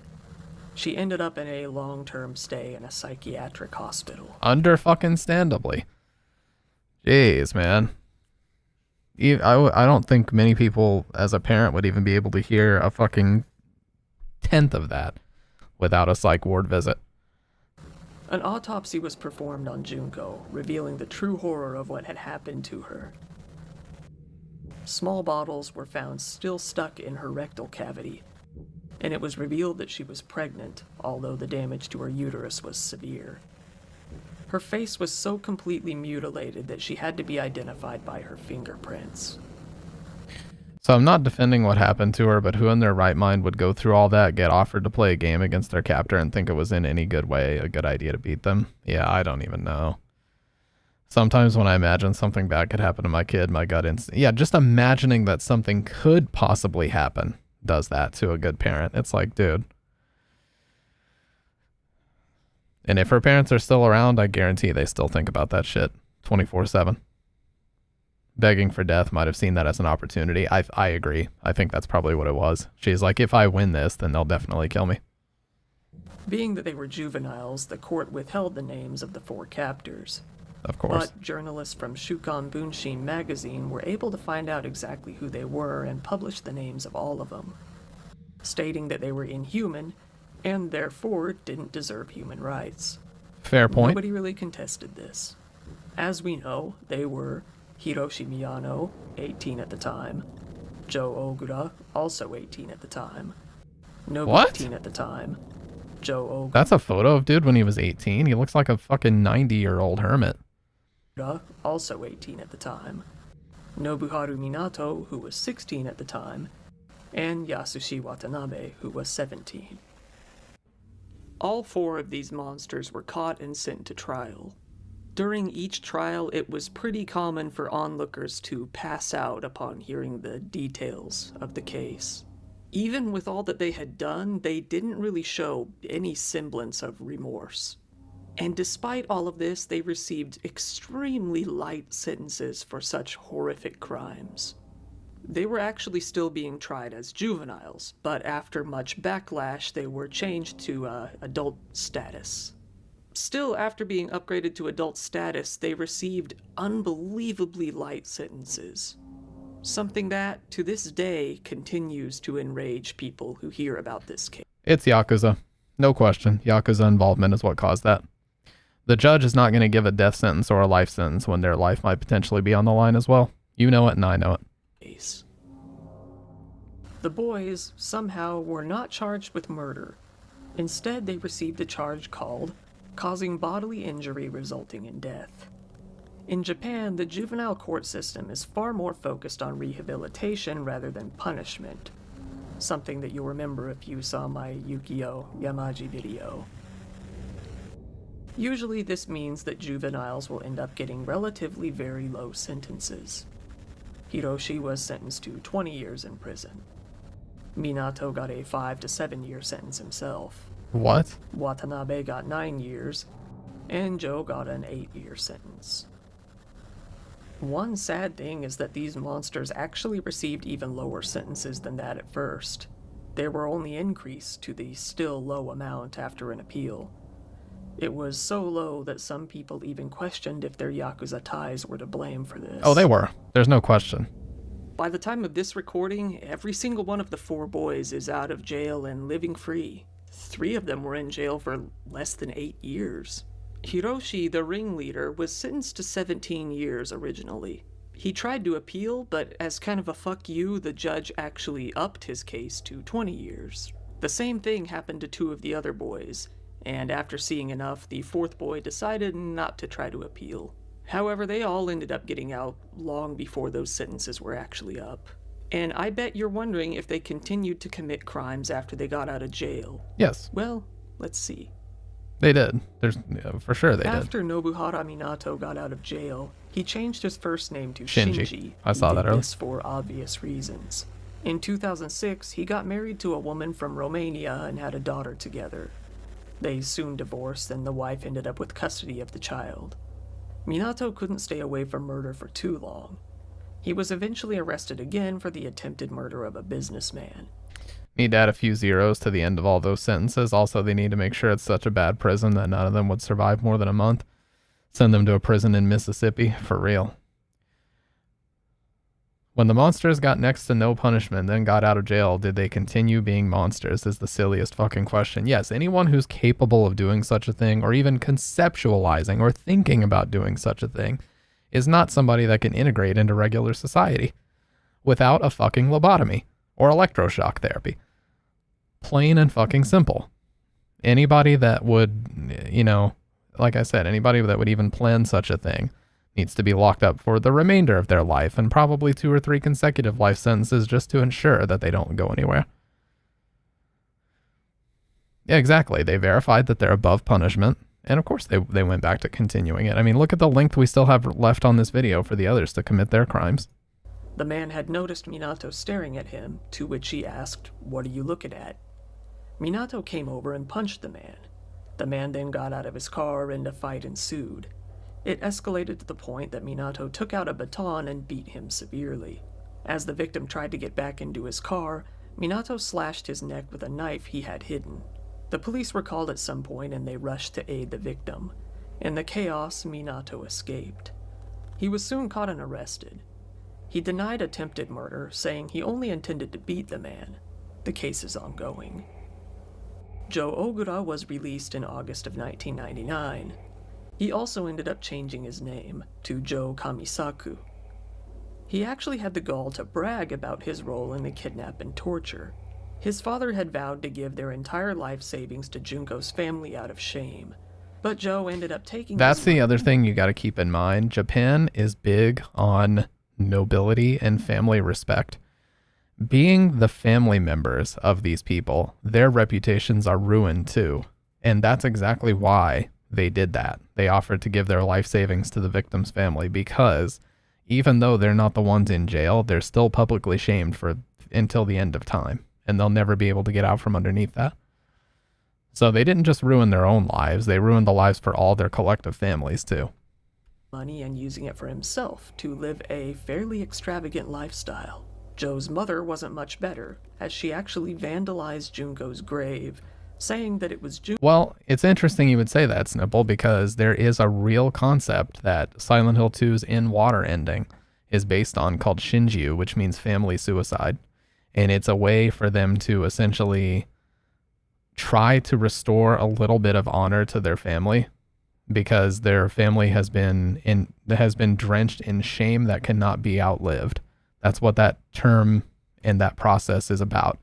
If your family has such shame associated with it that they can't outlive it, then there's family suicide. That is a real term. Well, not seppuku, but yeah, yes, a family suicide is a thing. It's very dark, but it's a real concept. Junko, who ruined her son's life. Joe actually managed to find some women to date him. He ended up marrying a Chinese woman, but the marriage didn't last too long. Afterwards, he started dating another woman. He went back to prison in July 2004 for 7 years for beating a guy he thought was luring his girlfriend away from him. That's fucking rich. He had kidnapped and beaten the man for 4 hours. He proudly told the victim that he had killed before and would do it again. He was sentenced to 4 years in prison. But in 2009, he was once again free, and he is still free to this day. The ringleader, Hiroshi Miyano, went right back into his previous gang activity immediately after being released from prison. He was arrested for fraud at some point after this, but didn't see jail time for it. Right now, it seems that he's living a fairly normal life. Some might even say a good life. He is a regular patron at a local kickboxing gym and appears to have a normal social life. As of now, Yasushi Watanabe is the only one of the 4 boys who hasn't been arrested since. Because of that, it's not really known what he's been up to. Since the investigation first started, the police have been able to get DNA from the sperm and pubic hairs found in evidence to link several more criminals to the crime, including 2 men named Koichi Ihara and Tetsuo Nakamura, both of whom were arrested, and there are probably many others who have not been revealed to the public. It is unknown if they will all face any sort of charges. Time will tell. So there it is. Yeah, well, I appreciate the video, Adipie, but I totally understand what you were saying. That's about as bad.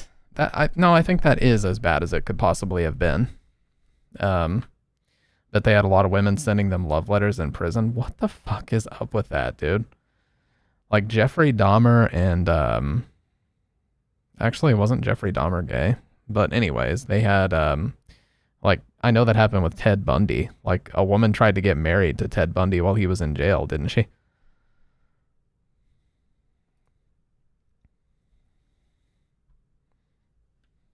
What is up with, like, serial killers being in jail and women, like, writing them love letters and shit? That is the most bizarre thing.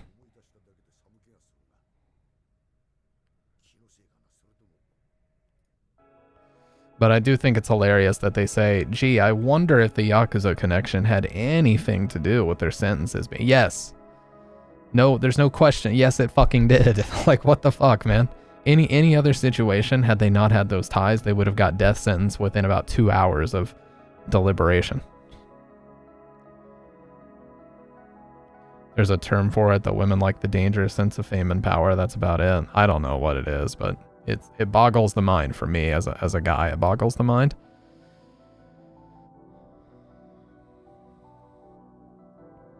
Oh man, I know this series is called Nightmare Fuel, you guys, and I'm usually pretty resilient to this stuff, but I think that one's gonna be in my head for a while, no doubt. That one's gonna be in my head for a long time. Probably just edgy teen girls or young adults. Now, I do remember when I was growing up, there were some girls that I was going to school with that would try to be super edgy and post about stuff like that.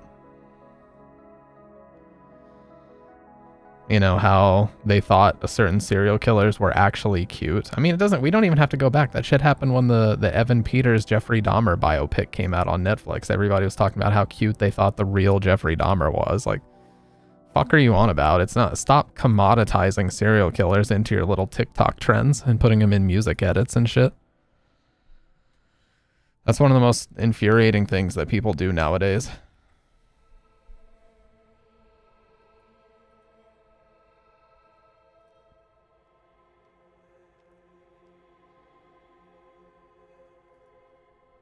It'll take you a couple days, even with a certain recent assassination from a few months ago.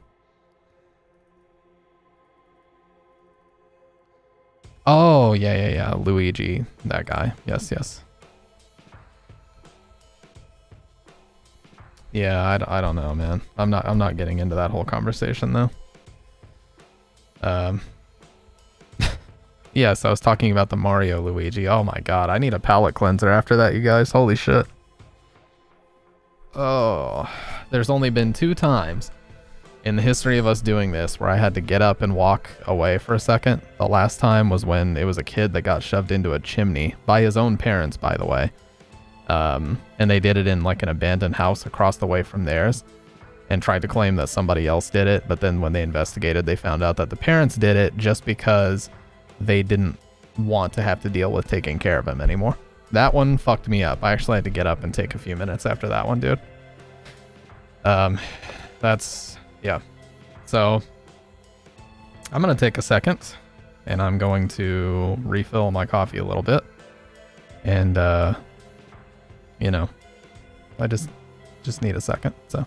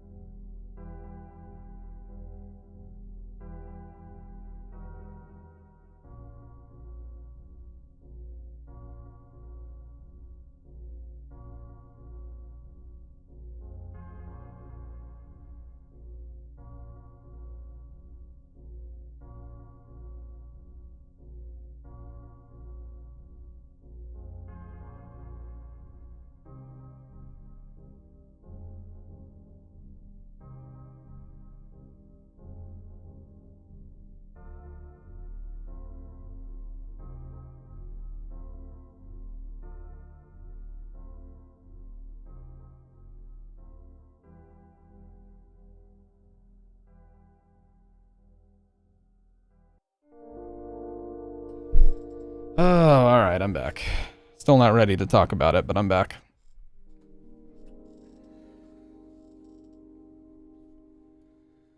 Need a Parappa session for palate cleansing. I watched like 3 videos of Skyrim and Oblivion the last couple days. Now my YouTube recommendations are complete garbage. Yeah, that's how it usually goes.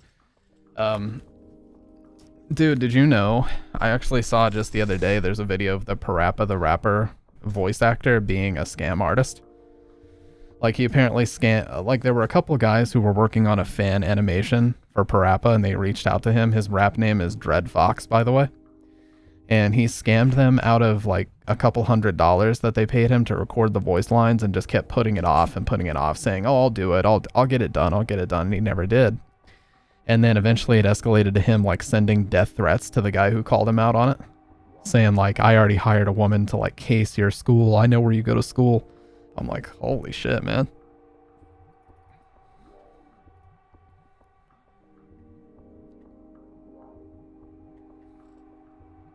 Like, sent the guy an email. His name was Cameron, the guy who originally called him out on it.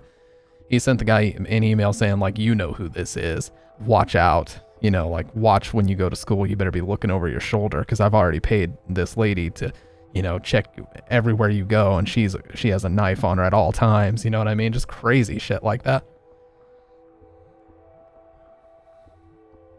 Haley Joel Osment. What happened with him? The voice of Sora.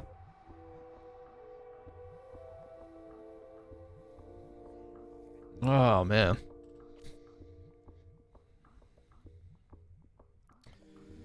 He got arrested? For what? Oh, by the way, there was also a rapper named Hunted P, who was the rapper on the Knuckles songs. And he apparently got caught trying to extort people for sex. Like, he would collaborate with people only if they would have sex with him. It was basically like a casting couch situation.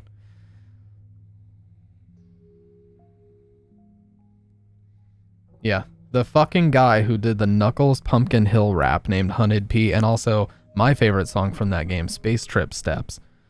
I think it's the best song in the entire game, easy. This song.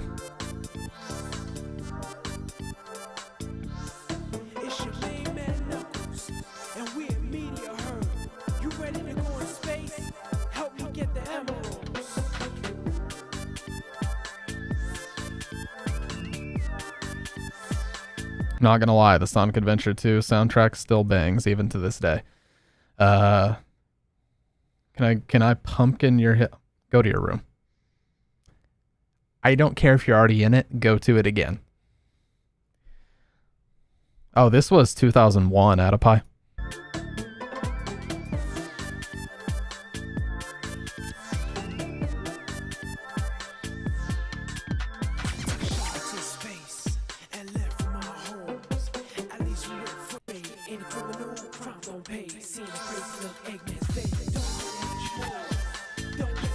So yeah, I don't know what I don't know what the deal is with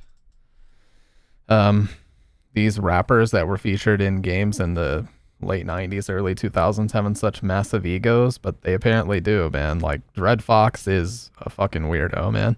So if they do another Parappa game, I'm sorry, bro. Your voice is iconic and everything, but they need to replace you. Plus, they up-pitch. It's not even necessarily his voice. Like, yeah, he recorded it, but then they up-pitched it like 3 semitones. Like, they up-pitched it so much, it's not even technically his voice anymore. If he were to rap those songs, you wouldn't fucking know that it's him. It's like the South Park thing, where they up-pitch Trey and Matt's voices to make them sound like those characters, so they're not even, like, yeah, it's their voice, technically, but it sure as fuck doesn't sound like them. Oh, man.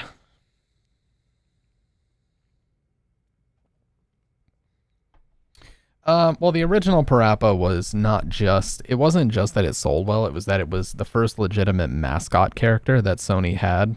They only had 2 mascot characters in the PlayStation 1 days. It was Crash Bandicoot and Parappa the Rapper. So he was more important to them as a mascot because they sold a lot of merch.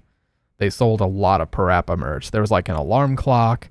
Well, that's true. Yeah, the Ape Escape Monkey was kind of a mascot. Spyro, a little bit, yeah. But the first two were Crash and Parappa, and those were meant to be their two mascots in the beginning, and later on the others came about.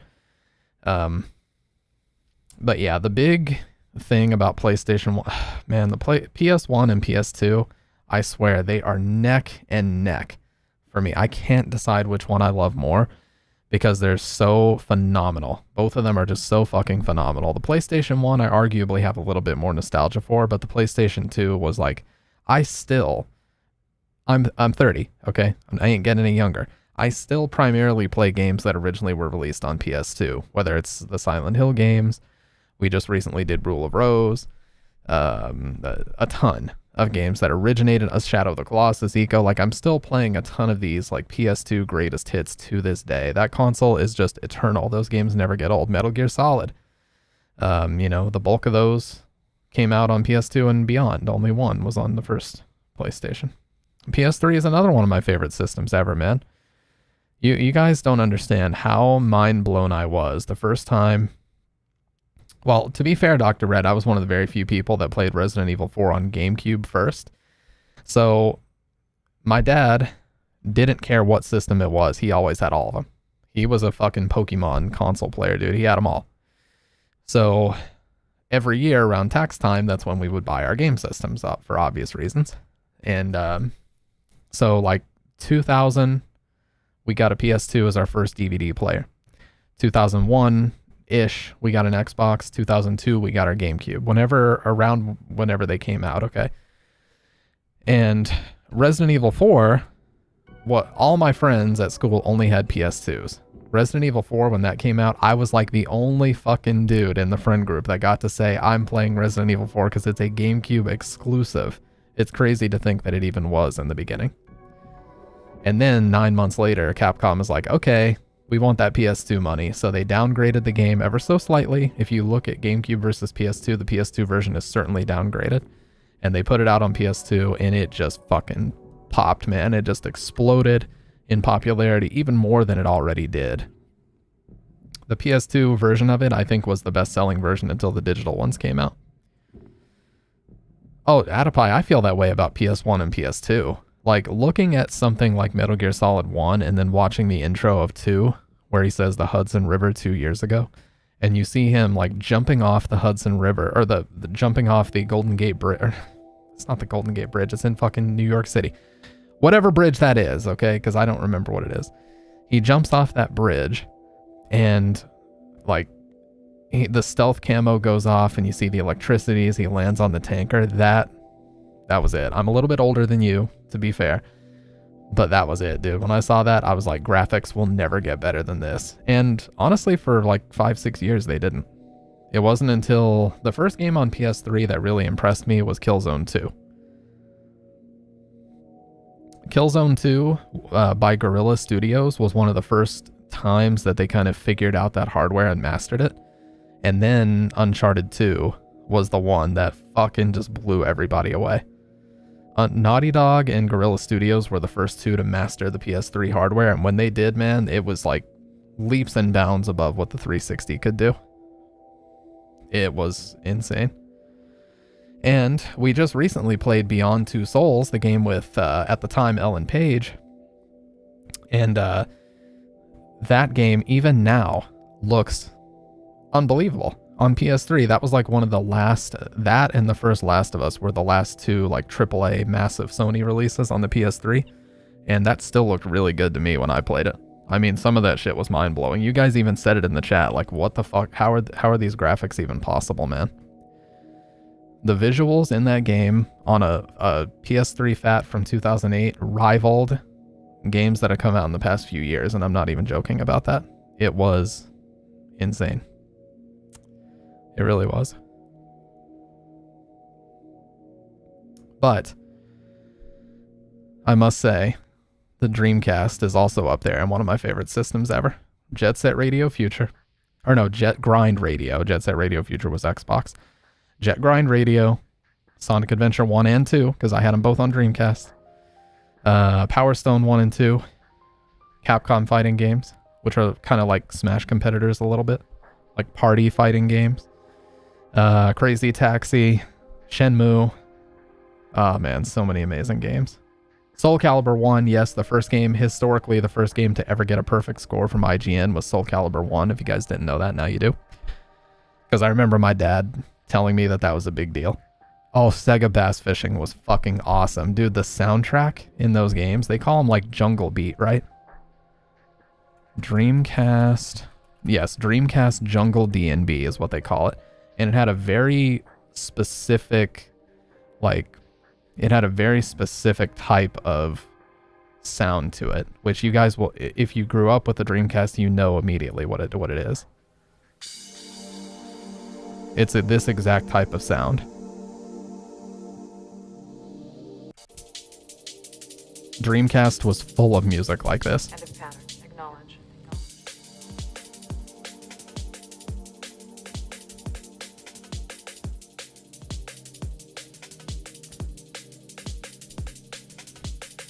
You know, it's funny you say that, Adapie, because the Wii was the biggest dust collector Nintendo's ever released. Everybody and their fucking brother bought the Wii. They messed around with Wii Sports for a couple days, and then they put it on the shelf and never turned it on again. That's why, to this day, if you go on eBay and you look for a Wii, like even a launch edition Wii, they're cheap. They're still not even $100. Because there's just quintillions of them out there, and there's all these like wealthy families who bought them just to dick around with Wii Sports for a weekend. And after they did, they just didn't care anymore. You know? It's actually kind of hilarious.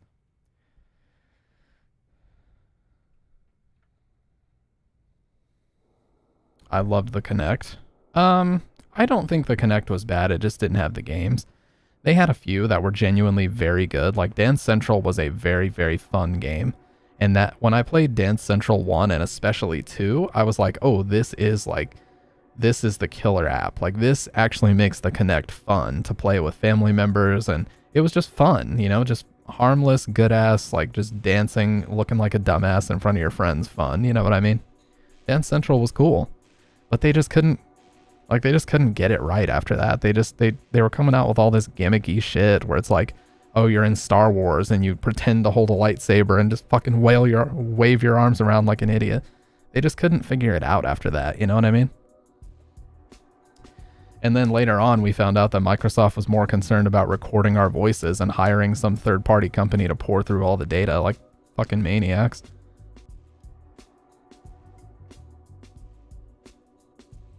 Did you guys hear about that, by the way?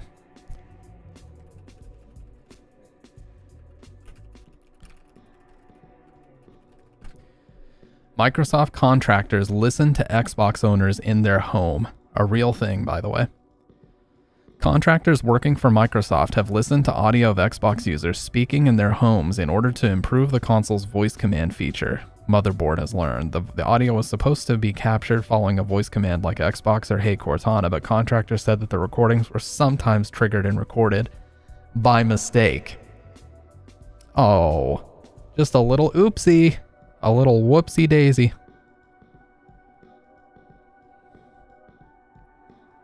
So human contractors, as in people that Microsoft contracted to pour through this data, were listening to Skype calls and audio recorded by the Xbox. Isn't that just fun?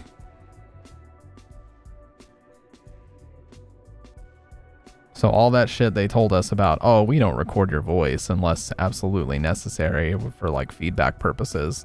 Bullshit. They had it stored somewhere if they were hiring people to go through it. It's fucking scary, man. The hell is that all about? People are using Kinects as ghost hunting. Oh, because of the thermal sensor or whatever. Yeah, not recorded, but we're listening to it. It's like, pick one, dude. It can't be both. You gotta pick one or the other. What the fuck?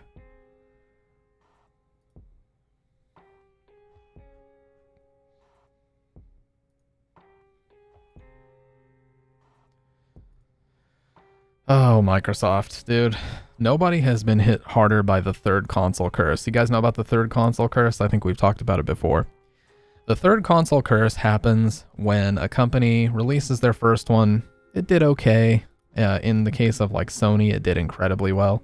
But like the first Xbox, it did okay. It kind of like broke even. They had a slim margin for profits. It didn't do that well though. Certainly was not as popular as the PS2. The 360 though, that fucking did it. That was their unbelievable success. That was their catapult into the mainstream. They were the company with the 360. That shit went gang, as they say. Then, after the successful second console, the company gets really overconfident and decides that they're going to start making a bunch of policy changes, and they're going to start, just being hyper experimental because they can afford to do that. And then you end up in a situation like Microsoft did with the Xbox One, where they decided it's always going to be online. We're going to record you. It's going to be a Big Brother situation. If you're not connected to the internet, we will disable your ability to play video games offline. And essentially, used games are off the menu. You can't have used games. And if you want to let your friend borrow a game, here's what they had in mind. Your friend would pay a small fee, and then once you give it to them, you can't get it back. They were doing all kinds of crazy shit, man. They wanted to police your ability to even let a friend borrow a fucking disc. If your friend borrowed the disc, they would have to pay you on Xbox Live for that so that Microsoft gets a cut. And then once you give it to them, you can't get it back. They were doing a bunch of crazy shit, man. And it's one of the biggest reasons why Microsoft has been irrelevant, mostly irrelevant ever since that happened. Oh, well, thankfully, they didn't get away with it. Yeah, they got absolutely just raked over the coals for that. That was one of the biggest examples of like an online backlash that I could ever remember in my life, dude. Seriously. I don't think I've ever seen such a swift backlash to something like that in my life. Like, it would have been a long time since I've seen something like that. Wait, what is going on? Your message didn't show up for some reason? Okay, there we go. But yeah, it's been a long time since I've seen backlash like that. But Sony, they went through the same thing, man. Company makes decent product, they receive decent acclaim, they create a killer successor, everyone loves it, they get fucking cocky and charge people for crap and fail. Cue surprise Pikachu. That's the most perfect synopsis of what I'm trying to get at. Nintendo did the same shit. NES, massive success, especially in the US. Dude, Mario and Zelda and all that shit on the NES blew up big time. Super Nintendo, even better. More of the same, some of the best games ever created. Super Nintendo, all-time classic. Those games never fucking get old. Amazing soundtracks, everything about them was phenomenal. Nintendo 64, they said, we're not going to do CDs, we're going to do cartridges. And developers wanted CDs because CDs would allow you to do things like full motion video. And you could have more than one disc if you wanted to extend the game's length. There were a lot of technical benefits to CDs at the time, and a lot of developers wanted to go in that direction.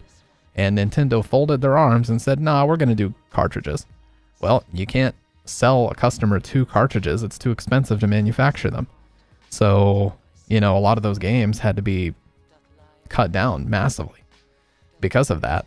So they essentially kneecapped the N64 by forcing developers to use cartridges. And so all the big third-party developers went to Sony. They said, well, Sony's doing CDs, let's go over there. So Konami went to Sony and they made Metal Gear Solid and Castlevania Symphony of the Night. And fucking Squaresoft went over to Sony and they made Final Fantasy VII. Just a little game called Final Fantasy VII. Only one of the most popular video games ever fucking created in the history of the industry. Just a little slip up that the Nintendo console didn't get that. Just a little slip up. Even though Final Fantasy was historically a Nintendo franchise, like FF6 being called FF3, you guys know all that. Chrono Trigger, another one. AAA game studios are doing the same thing now too. Yeah. It's like Final Fantasy VII is so huge. It's not even just a video game anymore. It's an entire franchise in and of itself. There's movies, there's spin-offs, there's fucking now 2 massive remakes. Nintendo doesn't care. Just buy Mario and Zelda, but never on sale. True. What's up, by the way, Wang? You're not wrong at all, dude. And they know people will buy it too. Like they already know. They don't even have to put in any fucking effort to know that you will in fact buy it. And it is what it is. Chrono Cross fell off so hard after Chrono Trigger. Finally, Shuhei Yoshida was interviewed recently and said a moment in his career where he was most stumped was when Capcom announced a Monster Hunter exclusive to Nintendo. Wasn't that Monster Hunter World on the Wii? Is that what you're talking about? Or like Monster Hunter Tri or something like that? There was one that I know was exclusive to Nintendo. Yeah, Wii U. Yeah. Monster Hunter Tri on the Wii U I thought was a pretty cool game, but online functionality on the Wii was absolute dog shit. My wife continues to buy Nintendo systems solely for Animal Crossing. They've got her in an absolute vice. Dude, she's not the only one. Holy shit. I see so many people, like, would do anything just to get the new hardware to play Animal Crossing on. Yeah, Final Fantasy VII. Hey, Burning Light also loves Final Fantasy VII. Fun fact, his name online used to be FF7 fan, and then a string of letters, which I'm not going to say because it's his initials. Final Fantasy VII is still my #1 favorite Final Fantasy game of all time, and even the FF7 remakes are awesome too. Yeah, I really love the original game on PS1, but for some reason I can't get on with the remakes. I don't know what it is. Look, they're phenomenal games from a gameplay, graphics, sound design perspective, but I prefer those characters not being voice acted. Is that weird? In Japanese, I can deal with it, but in English, I can't get on with it. Not for a second. Can I get on with it? The guy who voices Barrett does this weird, like, growl. He growls all of his lines. You didn't realize who Byrne was? Yeah, man. You know him. You went to high school with him. You know exactly who the fuck this is. Roblox, yeah, where they all look like Lego characters. No, I don't know. It's like reading, the original PS1 trilogy, so to speak, of 7, 8, and 9 made me feel like I was literally in a fantasy world, when I was like reading the text. I could basically mentally assign the voices to the characters. And then having this modern presentation with the characters fully voice acted just didn't gel as well with me. It's like a completely different product altogether. And then, of course, you have the fucking ghosts, like the Nomura ghosts, where he just randomly inserted ghosts into the prologue section of the bombing mission of the first reactor, where there never were in the past. And so there's now story changes coming into it, and things are stretched out really, really far to make Midgar last a whole game. It just is weird. They have hooves in FF7. Oh yeah, their hands are just like little blocks. Yeah. And their limbs look like hot dogs in FF8. Ever watch Odd Header? No, I did not. Titus laugh. I don't care what anybody says. I refuse to call him Titus, even though that's supposedly how his name is actually pronounced. I especially can't get on with Final Fantasy X. I remember my dad bought Final Fantasy X because, again, my dad was always into the cutting edge. He just wanted to have the newest of the new, the best graphics, this, that, and the other. Final Fantasy X was getting great reviews, and he's like, I'm going to check this out. And we played it for a couple days, and we just didn't. It's like the cutscenes were just unspeakably beautiful. Like the pre-rendered cutscene, like the first time you see Yuna and everything, was mind-blowing. It was like the best the industry had to offer at the time. Okay? And then you get into the gameplay. It's like, it looked not like shit, but it was a massive downgrade from what you were seeing in the pre-renders. And I just remember like having a tough time, even as a kid, having a tough time suspending disbelief, looking at how bad the real game looked compared to that. It was hard for me to do.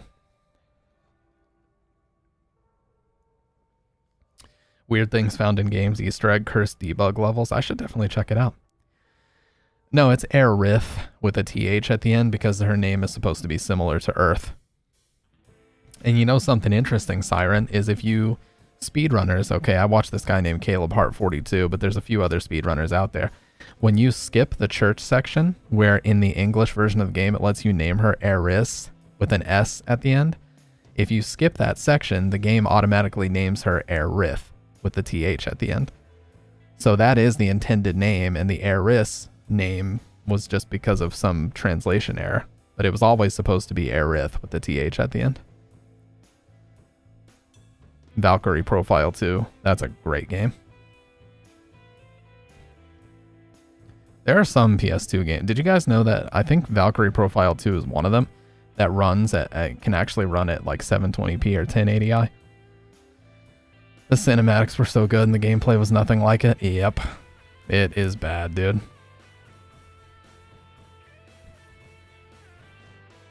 I understand and respect your opinion, and the original version of FF7 is still great years later, but I love the look and feel of the remakes. No, I don't knock them at all. I think they're phenomenal games from a gameplay, graphics especially, sound perspective. Like they're clearly top-notch AAA quality games. It just doesn't hit the same for me, you know what I mean? And you could say, hey, Stamp, you got your rose-tinted glasses looking back at the PlayStation 1 and, you know, your memories and whatever. And you might be right, but I don't know, man. For me, those characters are meant to be read in a blue text box and me just sitting there reading them silently while the amazing music plays. That's my idea of Final Fantasy VII. I'm sorry. I won't apologize for it. That's how I feel. I think Final Fantasy X is a great game. No, I never changed the text box colors. I love the original blue. Yeah, Final Fantasy VII is a phenomenal game. I can't play it now, especially because the fucking Bender from Futurama voicing Wakka, it just fucks with me too much, you know? Listening to him do that weird accent while you play Blitzball and shit. It's like Silent Hill 2 Remake made me more of a fan of SH2 than the original version, but people still like the original more. Yeah, that's true. I think, and to your point, I think that is, yeah, John DiMaggio. I do think that that's a purpose of the remakes. I wouldn't let anybody tell you that a remake is not supposed to garner interest in the original product, because I saw a ton of people being like, whoa, I love Silent Hill 2 Remake, now I want to go back and check out the original, like what's the best way to play it? And that's cool. You know, I love that it engages younger people who may not have been around or may not have been interested in it beforehand.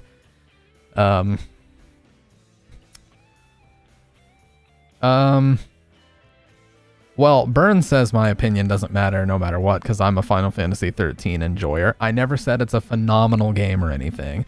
And part of it is because I was caught up in a little bit of hype. Let me explain to you guys why. Everybody's going to say, oh, haha, look at this pleb, look at this basic bitch who likes his linear, you know, cave simulator. Okay, listen. When Final Fantasy 13 was coming out, it was touted as the most advanced, like graphically the most advanced game to ever come out, this, that, and the other. They decided that they were going to put it out on PS3 and 360, although the PS3 version was going to use uncompressed Blu-ray footage for its cutscenes. Completely uncompressed Blu-ray footage, okay? And the Xbox 360 version had to use compressed, like, DVD footage. It was high quality, it was high definition, but it was dual-layer DVD footage, okay? So the cutscenes were of much lower quality. The PS3 version was actually far superior in that way. And so when it was coming out, I was hype, because I'm like, damn, a PS3 game that like is going to definitively look better than a 360 game, that was a big deal at the time. So I started doing some research, and then I got annoyed because, as you guys know, I don't play any JRPGs unless they're in Japanese. I got annoyed because I found out that the US version of the game will have no option to change the language. And the reason for that is they had so much money that they actually recorded all of the cutscenes 2 times. One of them with mouth movements that matched the English voice actors, and one of them with mouth movements that matched the Japanese actors. They had that much money. They rendered all the cutscenes twice. So that would have taken up too much space to just let you switch between the two, because the whole game would change depending on which language pack you chose. So what did I do? I started researching. And I found out that if you went to playasia.com, you could order Final Fantasy XIII International Edition. And what that was the Chinese version of the game, which had Japanese voices with English subtitles that you could select. So what did I do? I went on PlayAsia.com, one of the first games I ever ordered online with my own money, and I bought Final Fantasy 13 International Edition. Still have it, and I enjoyed the fuck out of it. Maybe it was because of the novelty and like all the process that I went through to get it, but I enjoyed the fuck out of that game. Nowadays, that's not an issue because you just download it on Steam and select your language and stuff. But at the time, I thought that was really cool that you could even do that. And the other thing is the PS3 was completely region free. So you didn't have to like mod it or whatever.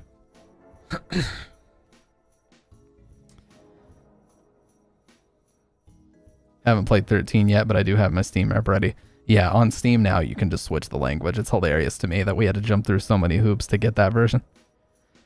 Dude, I had to wait like weeks too. Like the game had already come out and I would just check my tracking every single day. It's like, not here yet, not here yet. If you guys look up Final Fantasy 13 International Edition now, I guarantee you it's super rare and expensive. Guaranteed. International Edition PS3.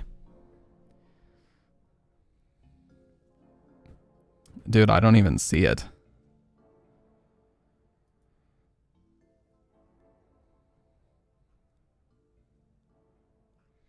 Had to import. Yeah, dude, I did. I literally had to import my copy from China. Some distribution center in China.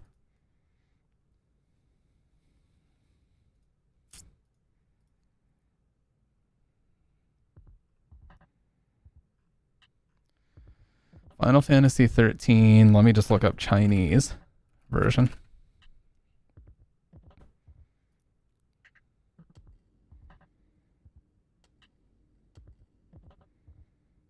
Yeah, this is mine. This is mine. So this is what mine looks like. Right here. Oh, sorry, that's my... This is what mine looks like right here. So you can see the Chinese text here, and there's no ESRB rating because ESRB is only relevant in the continental United States. So there's no ESRB rating, and you have this little bit of Chinese text telling you that it's a role-playing game. That's what mine looks like. Very similar from the front. You can't really tell, but you put the game in, and it only has Japanese on it. So there's only Japanese voices, and then you just select English in the subtitle menu, and you're good to go. I loved it, dude. I had a blast.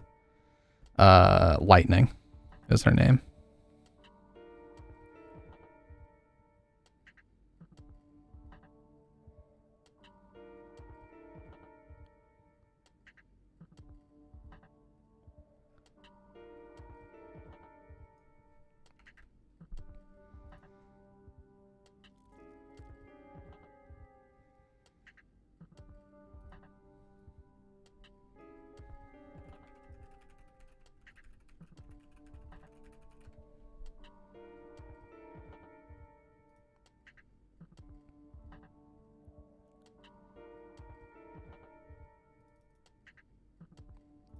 Oh, dude. Asia.playstation.com. Oh, the 404 doesn't exist anymore. But yeah, here you can see guys on GameFAQs talking about it.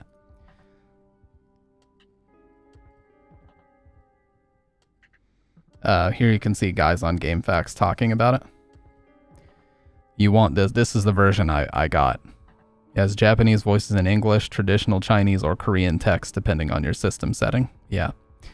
But I don't know. Like I said, maybe it was just the novelty of me going through that whole process to get it, and that's why I thought it was so cool. When I own FFX and 2HD remasters, and they're both international versions, yeah.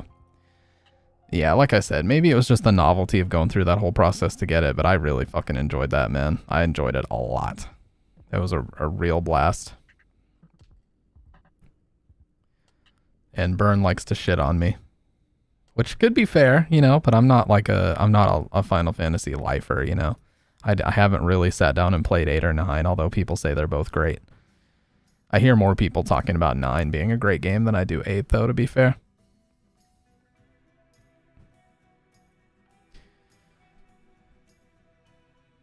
Too busy playing bad Korean MMOs like Guns, The Duel? Because that was not a bad Korean MMO. That was a fucking awesome game.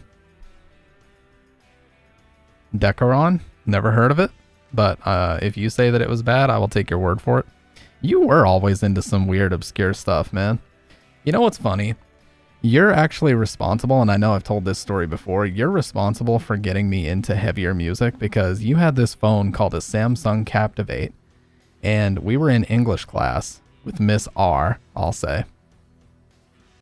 Someone made a Final Fantasy chronological story timeline. Oh, dude, I'm sure you could make a ton of content. But I came over, and you had those shitty Apple earbuds that were like just the rings. They weren't even like the earpod shape yet. And you had me listen to Dogs Can Grow Beards All Over by Devil Wears Prada. And at first I thought this song is dog shit, and then you played the ending part with like that synth solo and the big bass slide where he goes all the way up the neck and all the way down it. And I was like, I need to check these guys out, you know? And that was like the start of it. Before that, I listened to the shit my dad listened to. So, you're partly responsible for this like fucking 15-year journey I've been on in heavy music. Yeah, he remembers. He remembers.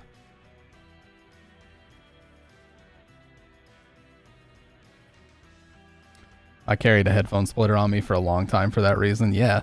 And then I remembered I showed you a band called Majesty one day, and you were like, I'll download their stuff. Oh yeah. What about Eat Me While I'm Hot was the band name, but it was Christopher Drew from Never Shout Never.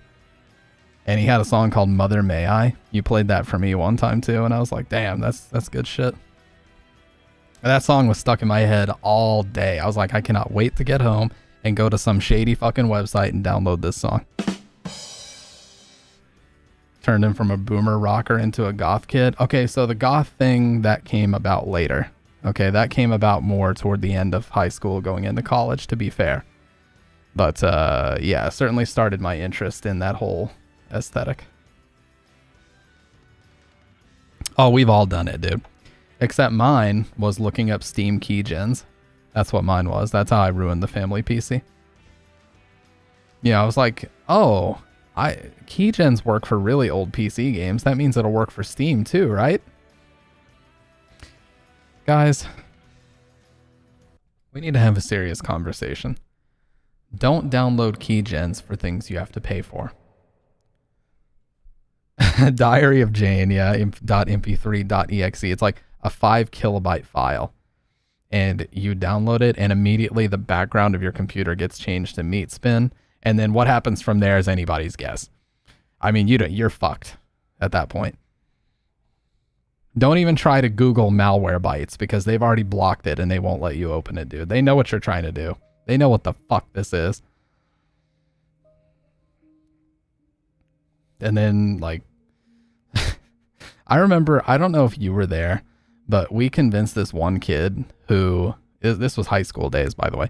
We had a computer lab class, and we convinced this one kid who was like more of a, I guess, I mean, I know this is like an offensive word, not term, but like rednecky type kid. Like he wore his boots and everything, like camo stuff, Realtree, Mossy Oak all the time.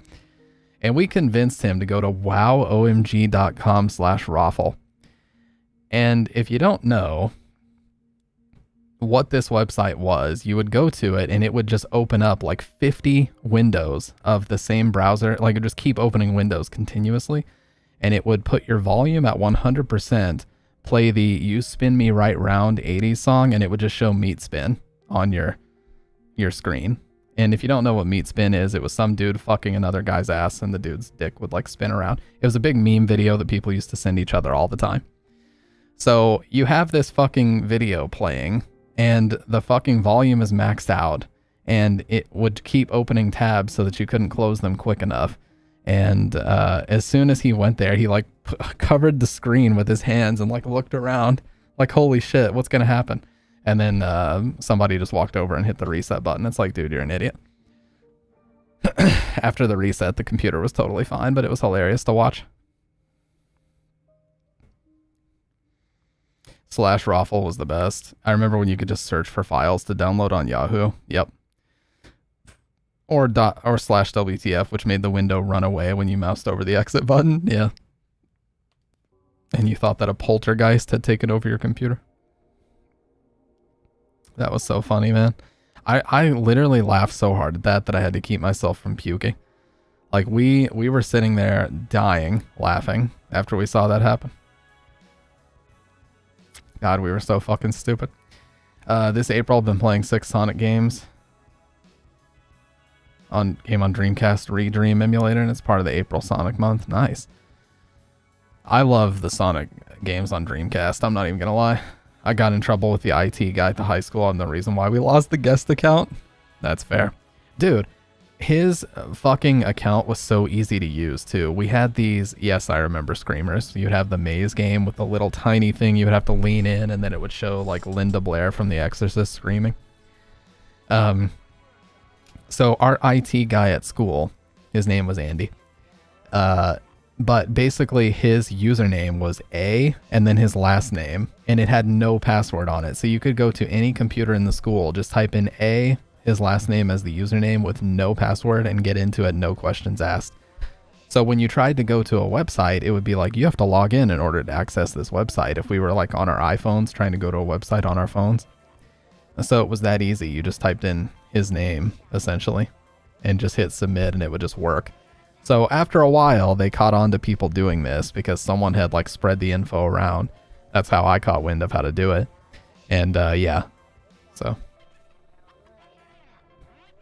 all the PCs had the host name and IP. Teacher put it on the projector. I wrote batch script that ran a remote shutdown on their PC in a loop. Didn't figure out what was happening for 2 weeks. Dude, was it true because there was a science teacher who allegedly like invested in a blocker, like a signal blocker? Was that a real thing or did somebody just make that up? Andy was big mad. Yeah. Because everybody was saying this one science teacher invested in a fucking signal blocker to keep people from being on their phones. That was a rumor, but you had no service in their room. Yeah. We always played Halo, like Halo CE, the original one. We would always play that on Blood Gulch. Because for some reason, all the computers in our school had Halo on them.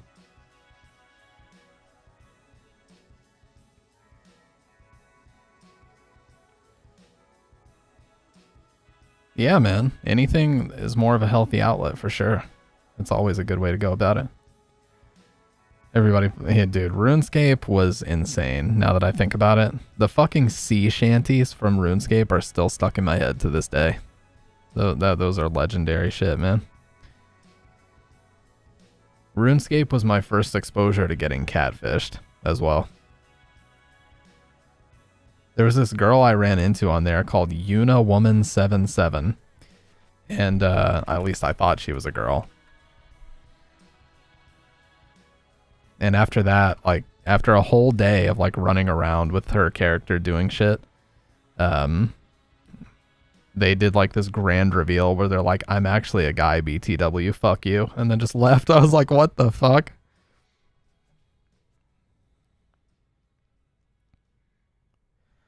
Video games and drugs went hand in hand for me. Large amounts of the devil's lettuce and the wave survival on Modern Warfare 3. The devil's lettuce, he says. Oh man, there's actually such a stigma around people that do weed. Now here's what I will say. You know that I've been involved in the skating community for a very long time. Snipple, you know this. And there are lots of people in that community that are like pushing 40 and all they want to do is just get high all the time. Like they don't even want to skate anymore. Skating is just boring for them. They would rather just sit around, do nothing, and get high all the time. And I'm not one to sit here and call somebody like that a loser. I'm not going to say that because I think that's childish and just unnecessarily fucking judgy, like to say some shit like that.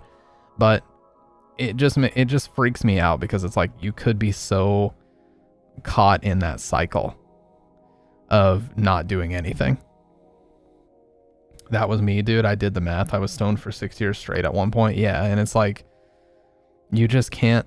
It's so tough to break that cycle and actually get out and start doing productive shit again. You know, you're just sat there. It's like, well, why would I go do this? It's literally the song. I was going to clean my room, but then I got high. You know what I mean? There's some truth to that song. Because it's like, that's a lot of times what the mentality comes down to. I could go film for a skate video, or I could just sit around and get high and just feel good for a while. So I'm gonna get high. You know what I mean? It's, you know, I've seen some people lose years and years and years to that. And look at you now, man. You're married, you got kids, like you're doing great. It's 100% a drug. My girlfriend doesn't, and it's good for her to an extent, but she's had to cut down. It's not so much about the substance, it's about the moderation. Yeah, very true. And I also know some people that experience some really debilitating paranoia when they smoke too much pot, or if they, however they smoke it, bong or otherwise. Some people have talked about experiencing some like life-altering paranoia. Like so bad that it fucking scared them away from it, or they have trouble sleeping now. So I'm like, yeah, I'm gonna just avoid that, All I need in life is some good caffeine. I just need some coffee, drink a shit ton of water, and occasionally, go to the gym. That's all I need. It's like, I like just a good phone conversation, a good how do you do, you know what I'm saying? That's how I get my kicks. Most boring person ever.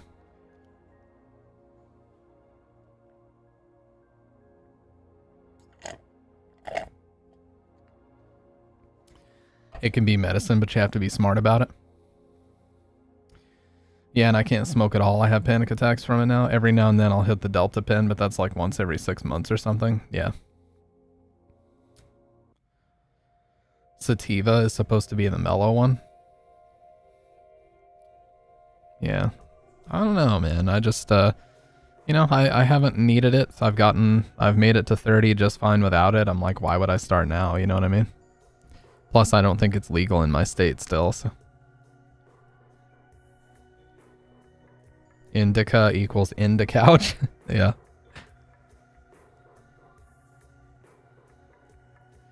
But no, I'm good friends with people who have smoked a lot of pot, and I've never sat there like, oh, you're this, that, and the other because you do that. I just don't really care. I mean, when it gets into hardcore drugs like heroin and meth, you can always tell.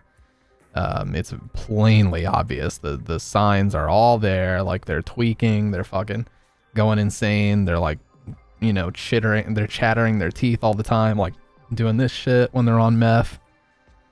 When somebody's doing that, you don't even have to ask. You already know that they're on it.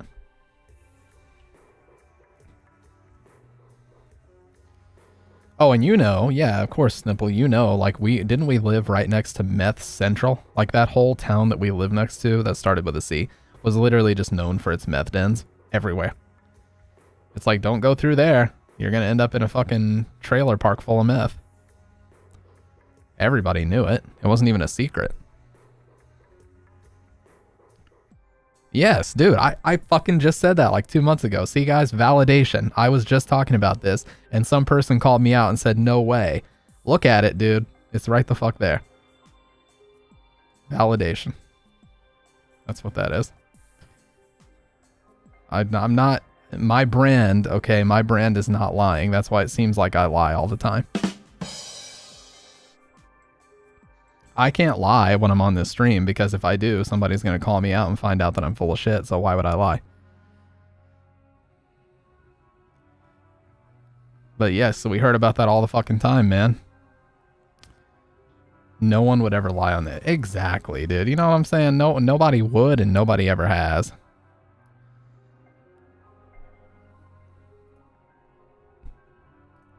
And that's just a fact.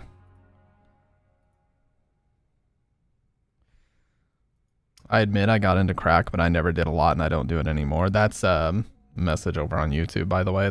My fucking chat plugin stopped working for a second. No, but I genuinely, everything I talk about here is shit that either happened to me or something that I actually did, because it's like, what's the purpose of lying? Somebody's going to find out and call me out. We know this to be true. The internet never forgets. Now, when I talk about how good I am at certain games, yeah, there's probably some bullshit in there. But at least I admit it, okay? What am I going to do? Sit here and say that I'm the best at this or the best at that? I haven't played a competitive game on stream. Street Fighter's the only one in fucking ages. So, no, I'm not going to sit here and claim that. Certainly not. Family member of mine just started fostering one of the kids that she has, the former meth addict, and they're 14. Former and they're 14. Holy shit. Yeah, that's a tough 14 years, man. I've done lots of experiments, but never any crazy hard drugs because I have an addiction problem. Yeah. Well, I mean, it's really good to recognize that you have a problem and not touch it. I kind of am the same in the sense that, like, I know that if I tried something and it gave me a really good feeling, I might potentially get addicted to the feeling. So that's why I don't bother. Like, I get addicted to the... Here's something that's kind of weird about me. My friends like to joke that I like to behave like a dog trapped in a car in the heat. I love, and when I say love, I mean I genuinely love going out into a car that's been baking in the sun and just sitting inside the car for like an hour sweating my ass off. I love doing that. I don't know what it is about it, but I just fucking love it. I look forward to doing that. You know? It's like a free sauna, dude. Dude, I fucking love it. I love doing it. And people think it's weird, but it's like, if I get addicted to doing something like that, I could probably get addicted to doing something far worse for me. Like today, I sat in my car for almost an hour when it was 80 fucking plus degrees, sun directly trained on my car, and it's all black in the interior. So I baked in there and I almost vomited. I had a horrible headache. I'm still dealing with the residual headache from that. But I enjoyed it. So, you know what I mean? Like, I like weird shit. Someone gonna break the... Yeah. Do not bother me, please. I'm doing this intentionally. But I mean, my eyes are open. I don't actually fall asleep in there, but I just enjoy the feeling of it a lot. And then you get out, you're like soaked in sweat, absolutely drenched. And then you come in to a nice, cool apartment with the AC blasting. You get in, you take a nice hot shower, and you're just chilling. It's like the best feeling ever, dude. No, I would never take a nap because then you might actually not wake up from it. Like, that heat is not sustainable. I know that. There are absolutely psychological addictions. Look at gambling or constant social media scrolling. Oh, for sure. If you've ever... I don't know if you frequent Twitter anymore, Snipple. I don't recommend anybody does that, by the way. But if you look at those people on Twitter who are just always getting into fucking spats with people, always getting into back and forth interactions on Twitter, and you go to their profile, you'll see that they tweet 50, 60, 70 times a day. I don't even have fucking time to tweet that much every day. I genuinely don't have time. So the only thing that I can see from that is unemployed or NEET, which is intentionally not employed. No employment experience or training is what NEET stands for. Basically somebody who just chooses not to work and sit at home all day. And that's fine if that's what you want to do, but I did that for a while and it was very miserable. I did that in the bulk of 2012 and 2013. I just lived at home, wasn't looking for work. I had already taken a break from school and I just did nothing for like 9-10 months. It was one of the most miserable, not in employment, education, or training. Yeah. There's another one called Ninja, but I forget what that one stands for. Apparently Barack Obama coined that term too, about ninjas.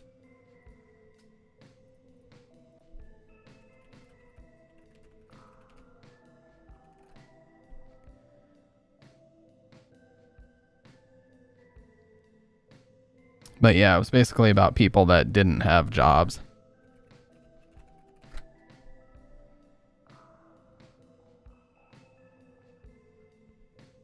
What's it?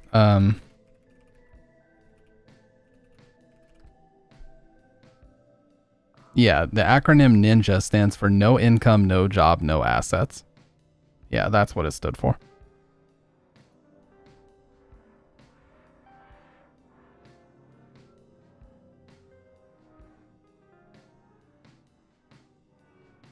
So yeah, no income, no job, no assets was the other term that people used around that time. I think I got them confused, but yeah. I had to furiously Google that, dude. But you know, avoiding Twitter is always a good play. Plus, I think, you know, just seeing so many people terminally online. The thing that also kills me is like Polymarket. You guys know about Polymarket? They turn everything into a parlay. It's like, oh, will this person go to jail? You know, place your bets. Will this person become confirmed as like a political leader? Place your bets. You know what I mean? Literally everything in life is turned into a fucking parlay nowadays. and everybody bets crypto. It's so fucking annoying. I've even had people I work with talk about the sports version of that. They're like, oh man, I'm so pissed off my parlay didn't hit or whatever. I'm like, what the hell? Oh, dude, that's awesome. Is that cookie underneath that bee? Yes? Bridget made a cookie cake. Actually, her birthday is tomorrow, by the way. And let's be honest, I can't be trusted to make such a thing. So I'll show you guys. This is the actual cookie cake as it was in the baking tray. Sorry. My window capture. Yeah, that's the cookie cake as it was in the baking tray. Dude, it looks good as hell, but I haven't eaten any of it yet. She also made homemade buttercream frosting. Dude, when I'm trying to watch my figure, this is what she would make. Really, dude? Really? But no, it's good as fuck. I tried a little bit of the frosting earlier. It was fucking amazing. When normies start talking about crypto at work, it's a top signal and time to sell. Yes. Yeah. And I even had some friends that were telling me like, oh, dude, I don't want to hear in whatever amount of time that you thought this was a scam and you didn't invest. You know, they were telling me all the typical, you know, crypto scam talking points. And they're still working at my company, so I'm assuming that didn't work out. But I don't listen to anybody else's advice when it comes to crypto. Maybe to a fault. I don't know. Maybe to a fault I don't listen to anybody else's advice. But I just feel like it's too volatile and everybody else has... Yeah, it's the future, bro. It's too volatile and everybody else has their own interests in mind when they say things like that. So I just don't want to... I just don't want to be involved in it. You know what I mean?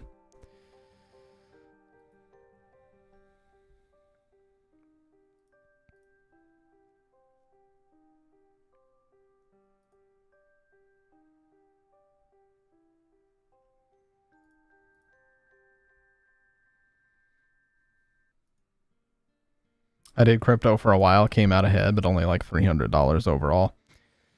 It's just, I've just been doing meme coins in the market. It's so screwed right now. Dude, it is.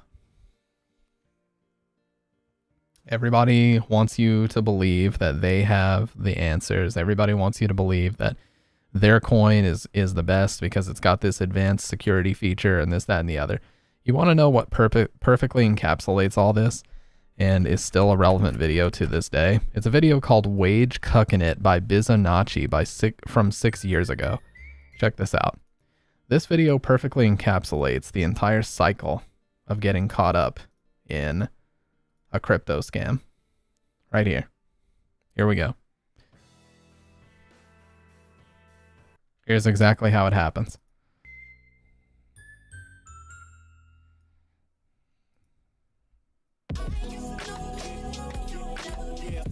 So here we go. He browses 4chan. I gotta pause because the video goes by really quick otherwise. Here we go. He browses 4chan and somebody posts, "Hello, sirs. Have you heard of cryptographic ultra money? Very good new coin. No hashtag FOMO."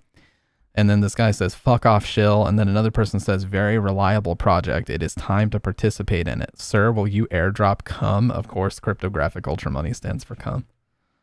Or cum, the other way around.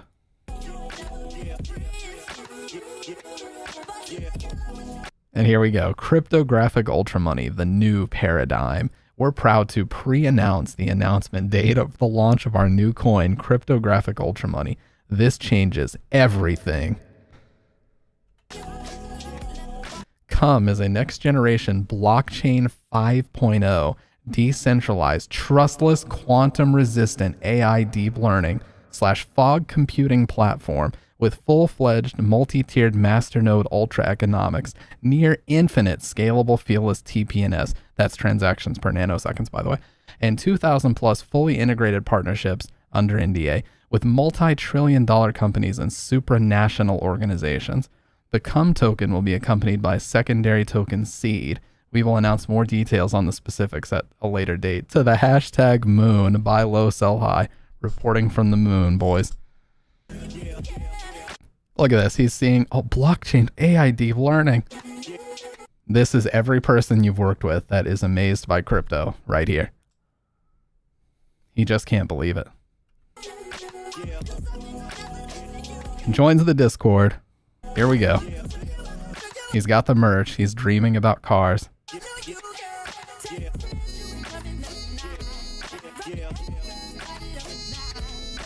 And then he got pump and dumped. He got rug pulled. In a matter of seconds.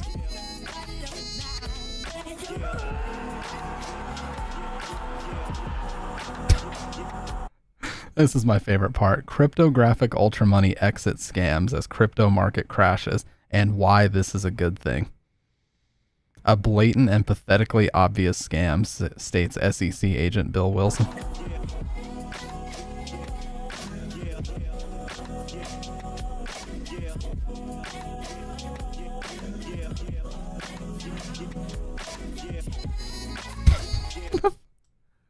The fucking tattoos, the Bit Boy tattoo is my favorite part. Look, the fucking Bitcoin and Bit Boy tattoos are so dumb.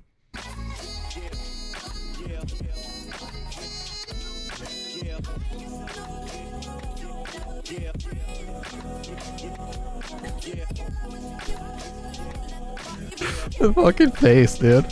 It tastes so good because it is.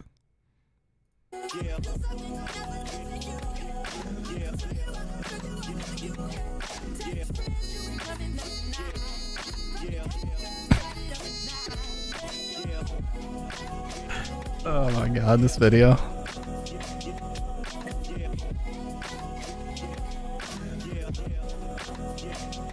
And then he decides to go out into the parking lot and try to be a rapper.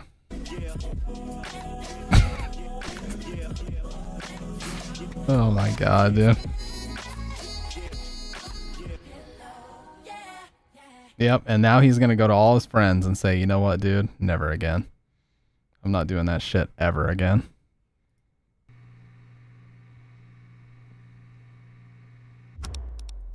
Learned his lesson. Continuité d'homme.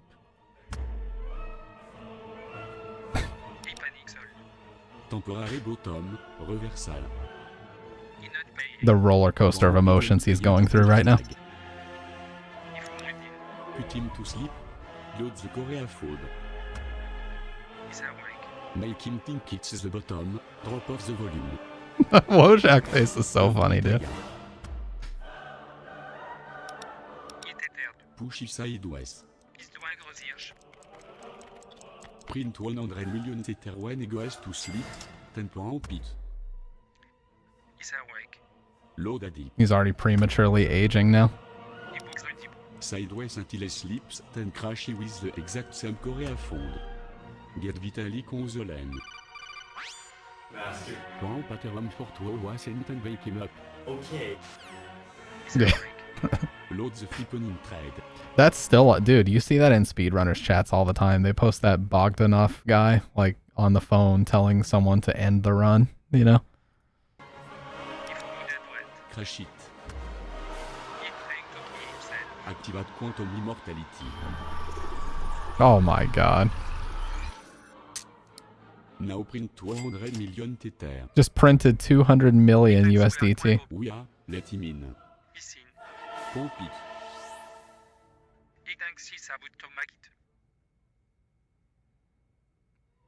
And they put themselves through all this for what? Kill him. Transfer everything. And then find a notaire. This is a real person, by the way. If anybody doesn't know, this is a real guy. And he's like in his 60s, and he's used so much fucking like, what's it called? Botox? So much Botox and cheek fillers and even chin fillers, lip fillers, that he actually looks like a fake person now. Yeah. Like this image of him is not altered really at all. This is actually what his face looks like now. It's disturbing. So yeah, he doesn't have any wrinkles or anything, but that, like, he looks like a, I don't even know what the word would be, but he doesn't look like a real human. It's disturbing, man. Yeah, the older they got, like the more operations and shit that they got, the weirder they started to look. No question. I didn't. Yeah, he's a real person. He is. It's crazy, but he is. Dude, my fucking YouTube is driving me insane. It keeps disabling the on-screen chat, so I have to keep reactivating it and testing it. Yeah, like it's working now. What the fuck? But yeah, that's basically the experience of everybody who's ever invested in crypto for the first time. They go a little bit too heavy. They lose most, if not all, the money, and then they freak out and tell everybody never to do it, and they've learned their lesson. That's about right. Unless you're one of the people orchestrating one of the rug pulls, then you're unfortunately you're kind of destined to head in that direction at least a couple times, you know? It's going to be really difficult for you to not end up in that position. But we all know somebody who just kind of got into it overnight and then starts, you know, you go into work the next day and they're like telling you about it, that type of thing. Yeah. Yeah. See, you know what's funny though about that? I would argue that college is the least necessary that it's ever been. You know, I really would say that, because college is like, yeah, there are certain jobs, like, and I've talked about this before. If you want to be something like a civil engineer, or you want to be a surgeon, for God's sake, you better have that degree. Like they won't let you in the fucking door without the proper credentials for good reason. But if you want to make good money, college is not necessary at all anymore. There's fucking people out there that make tons of money doing, like they'll just open up these AI content mill channels and just farm AdSense revenue off of them. Like there's people making tons of money doing that. Tons. Most of these AI fucking garbage content mill channels are still advertiser friendly.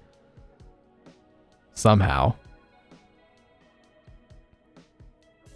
So there's a lot of things that you can do. And I've even seen, I shill trades all the, dude, trades are crazy. If you want to be an electrician or a plumber nowadays, you would make insane amounts of money doing that. There's no question in my mind that you would. I started way back before the first Bitcoin pump and just sold one day after a few years of accumulation. I was really busy and barely looked at the charts most of the time. One day I looked and my account had 100x.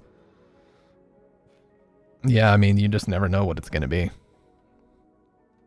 So crypto, much like the stock market, and the other thing is when you're involved in crypto, we've already talked about this, but it makes doing your taxes a fucking nightmare too. So if you're prepared for your taxes to be just horrific of a process every year, then sure, get into crypto. But I personally don't want to bother with that, you know?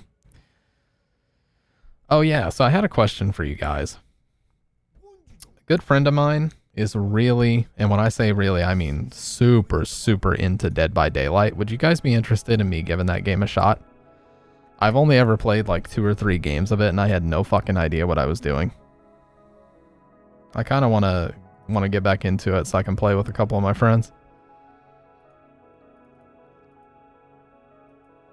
Figured it a while ago. If I still held the crypto I sold years ago, I'd have around 15K. Sold it for a couple hundred. Dude, how do you think the guy that spent like a couple thousand Bitcoin to order a pizza 13 years ago feels?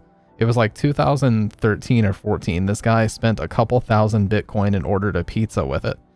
I bet he's kicking himself every day that he did that, dude. Seriously. I know you'll make it entertaining. I appreciate that, man. And we haven't played a game on stream in several. Last one I played was RE3, but you guys already know why we didn't end up finishing that one.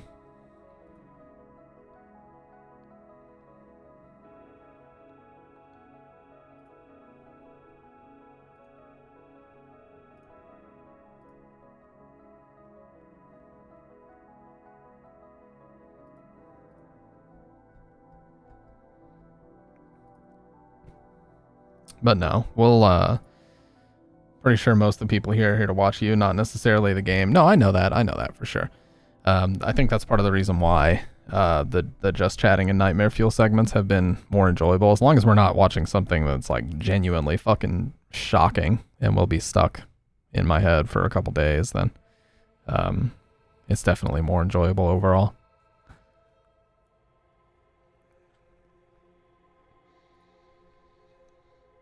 We did RE3 for a couple days, but ultimately it just came down to the fact that I wasn't really feeling like playing video games, period, right now. I know that's probably not an answer that some people wanted to hear, but no. It's good. Like, once I turn the stream off, I'll be alright. Plus, you know, Bridget's birthday is tomorrow, so I got that going on, and that's more important anyway. So by the time that's all going on, I won't really be too concerned about it, but it was definitely a little bit further than most of the things we watch would typically go to.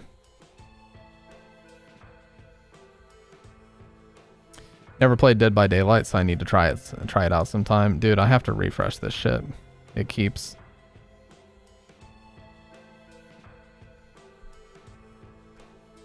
My messages go through, but yours don't. It's annoying.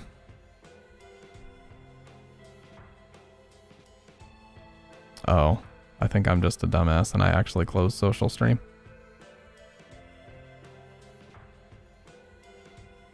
Yay, distractions, yeah.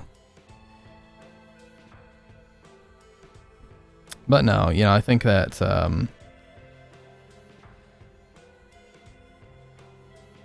you know, there's a lot of exciting stuff coming down the pipeline, so to speak. And there's a lot of people who think that, you know, a lot of times with making YouTube videos, there's no point in putting in any effort because of AI being able to put out 6 videos a day. But I don't believe that. I genuinely think that, you know, the audience isn't stupid and they can tell the difference between a video that's put together with AI and one that actually took time and effort to do. And I always think it's better to just make it yourself and put it out, because it's just going to feel better to you overall. The number one reason why AI cannot take over just yet is because it's still too easy to detect when it's being used. Oh, I can, yes, 100%. I can instantly tell when a video's fucking AI. You can either tell because of the voice, the tone of the voice, or the editing is like that really incorrect captioning where they had it like auto detect what was being said and it's not even remotely accurate. Especially the vertical videos, Instagram or Facebook Reels, Instagram Stories, you know, YouTube Shorts, all that. You can so easily tell, dude.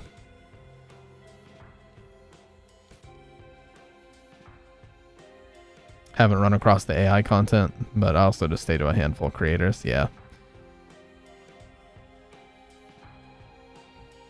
Yeah, no. I mean, there's these fucking ads for products like this shit where you upload a photo of like your kids and it's supposed to make them sing a little song. It's like, you know, grandmas are loving doing that, but at the same time, why the fuck do they want images of children's faces? Like, that's fucking weird, is it not? Yeah, dudes, and some people genuinely can't tell. Like, they're watching a video where it's like, you won't believe the last one. It's just clearly an AI voice, and they're like, no, this is a real person. It's not. Okay. And I fear for the time, like retail products that I don't think are real shops. Oh, well, I don't know if I've seen that, but that is weird.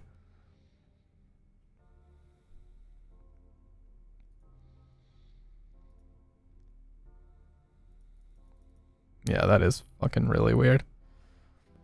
And I don't know if the website still exists, but this person does not exist.com. I have not. But this person does not exist.com was a website that existed for a while where it would just essentially AI generate faces, and they were so convincing that you could have easily put them on the news and nobody would have questioned it. The only thing that kept it from happening was they had a big watermark saying that it was, you know, generated by some, you know, machine learning bullshit. But if they hadn't done that, it probably would have been indiscernible from the real thing or a real person.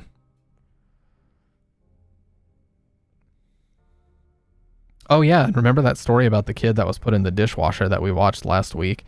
That one was genuinely creepy, but remember how like that domain got replaced by an AI? It was like that domain got replaced by an AI contractor or something years after. Where it was called like RIP Christopher, RIP Christopher or some bullshit. So, my thought, and again, so let me just put massive disclaimer all over the fucking screen. I'm putting a tinfoil hat on right now. It's no longer a liquid death hat. It's a tinfoil hat. So just keep that in mind.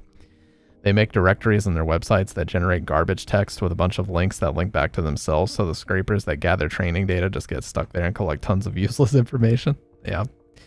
I mean, it's getting to the point where it's like an arms race, right? The bots and the data gatherers are having to compete with people doing things like that. Anyway, so the tinfoil hat is on. It makes me wonder if there's a particularly slow news day, but they still need to get their ratings, would a news organization simply go to a website similar to This Person Does Not Exist, or maybe there exist services that are not available to the general public, where they can generate a face and then essentially fabricate a story about a homicide or something happening related to that person?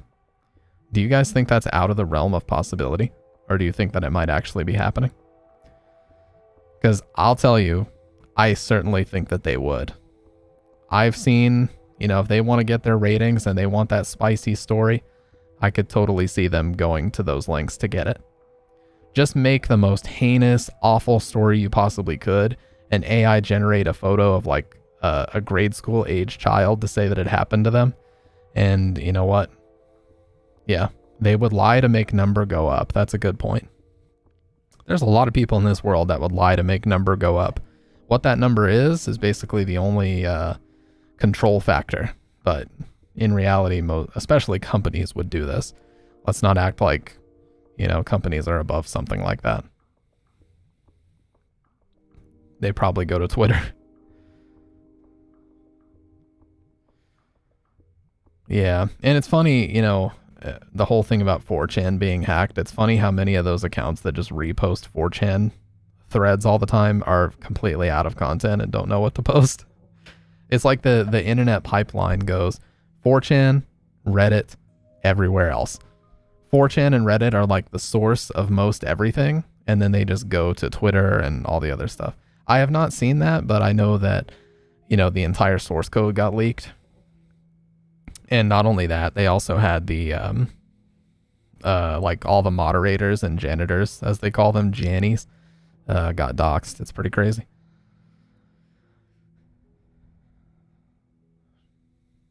None of their encryption keys or anything had been updated since 2013. Many of the janitors were .gov emails. That is very bizarre. But there's a lot of people who thought 4chan was like controlled opposition in a lot of ways, so that would kind of line up with that.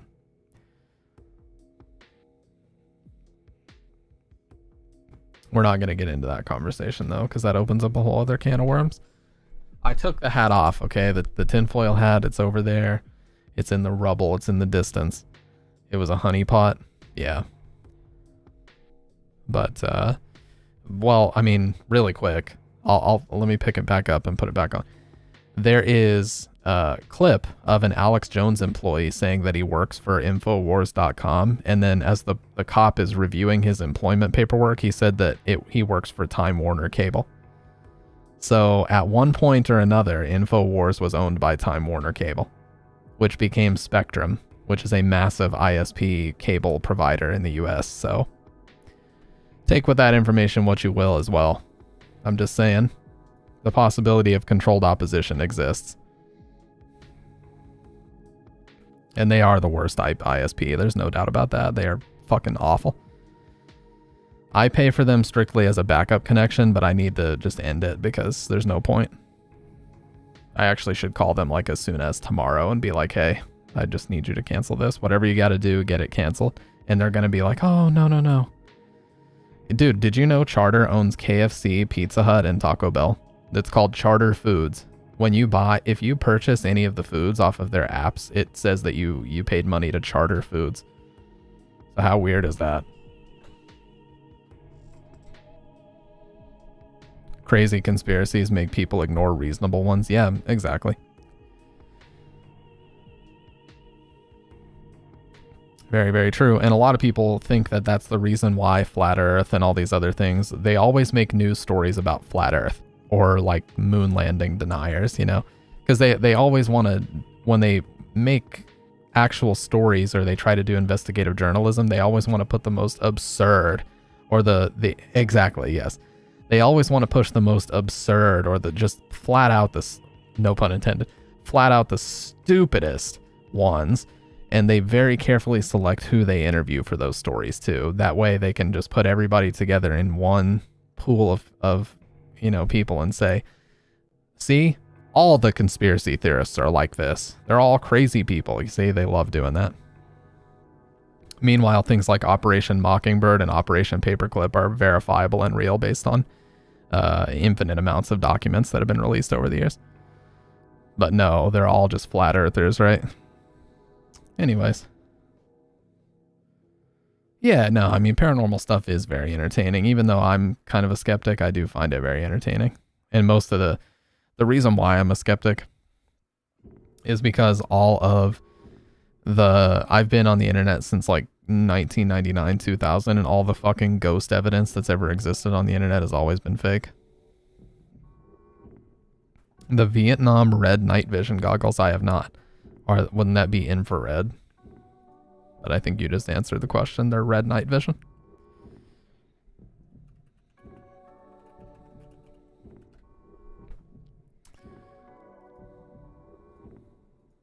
I just believe people conspire behind closed doors. Oh, for sure. I've seen people conspire with each other over a job in overnight retail that paid a couple dollars more than the standard job. I know what people are capable of doing and why they would do it. Even for a couple extra dollars an hour, they were willing to just lie about other people and make up bullshit. So if on that small of a scale they would do it, of course, as the money scales up, so would the conspiracy, and so would the, you know, the pre-planning and all the nefarious bullshit. No question about it. Allegedly, they used a substance for night vision goggles that was red and it worked well until multiple soldiers claimed they saw weird creatures through them and the descriptions matched across multiple soldiers. Yeah. That kind of reminds me of the Russian, what is it, the Russian sleep experiment thing?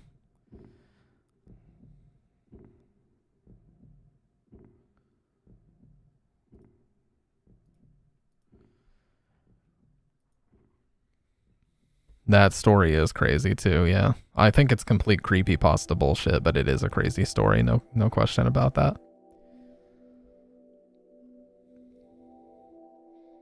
Remember Ben Drowned? Ben Drowned was the first creepypasta I ever watched or read about in any capacity. That was a classic, where they would play like the reverse Song of Healing, and some guy claimed that he got a cursed Majora's Mask cartridge, where even after he turned off the game, he kept seeing that weird like Link statue that you can make in the game by playing the ocarina. It's so weird, man. The Ben Drowned creepypasta is some legendary shit. And this was mainly before I even knew of creepypasta, their existence in general. 12 years ago, man. Yes, Lavender Town Syndrome, yeah, because the song always kind of creeped people out because the key that it was played in, it was like a minor key.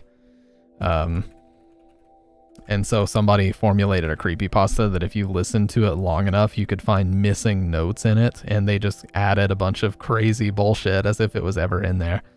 And yeah, that was one of the first ones I ever saw too. Oh, classic, dude. And to be honest, this theme is kind of disturbing.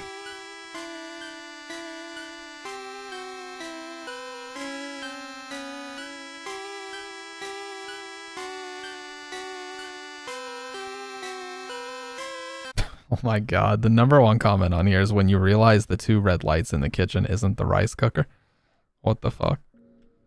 You know, this reminds me of Yume Nikki. Yume Nikki has one of the most disturbing soundtracks ever, and the songs are just like 4 or 8 bar loops. Listen to this. This one especially. The first time I heard this, I was in an ice cold room in the middle of the summer, and I still think about that all the time, how much this freaked me out. This song is called Dark World.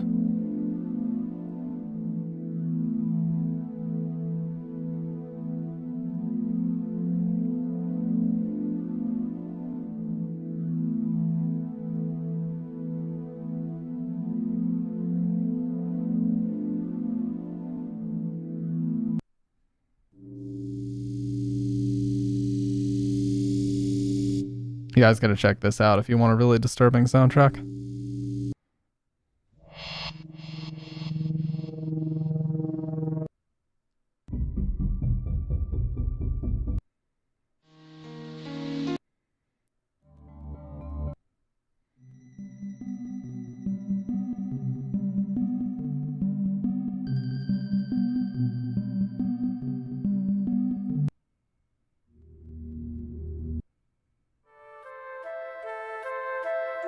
There's a couple especially.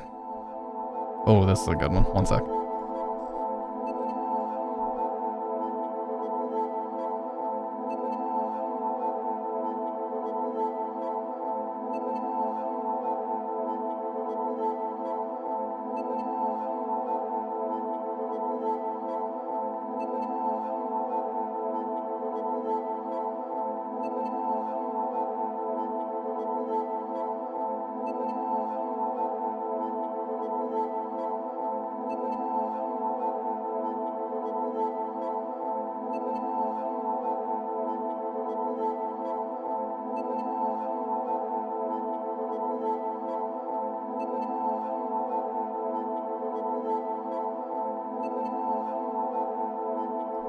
Okay, one of the other ones, decent watch, but gave me the creeps for very real reasons. Oh, I definitely will. Yeah, there was a Squidward one, and it actually fucking has a content warning on it. This one? Yeah, this one is. A lot of the songs in this soundtrack are.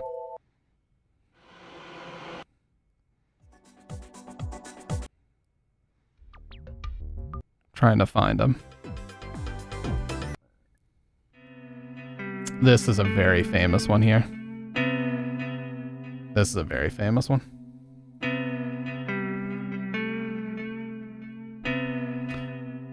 Oh, have you ever seen the video, the guy that goes to Bohemian Grove when nobody's there? That video is crazy. And he goes into like the kitchen area and you can see names on the board like Josh Peck and several other like kind of B celebrities listed on this whiteboard in the back as if they're going to be special guests that night.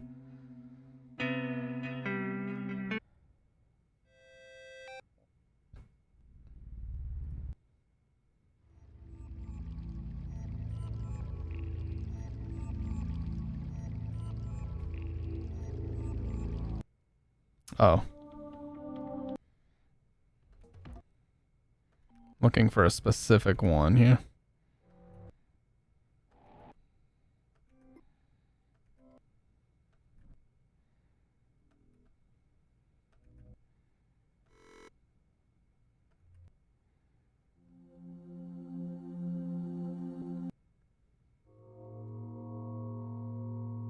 Yeah, like this one is crazy.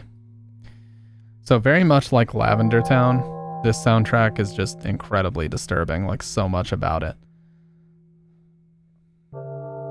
So check out the Yume Nikki soundtrack, or better yet, play the game, it's free. And you'll see exactly what I mean, like this soundtrack still to this day gets to me pretty bad.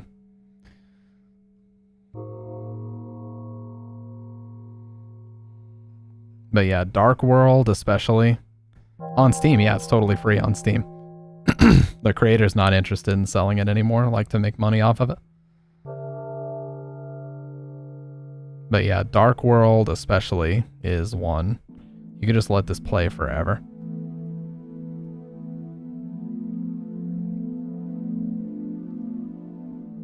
And something, I don't know if it's the key that it's in or something, but it kind of like builds up a feeling in you after a while. It's almost like some type of torture when you listen for too long, you know what I mean?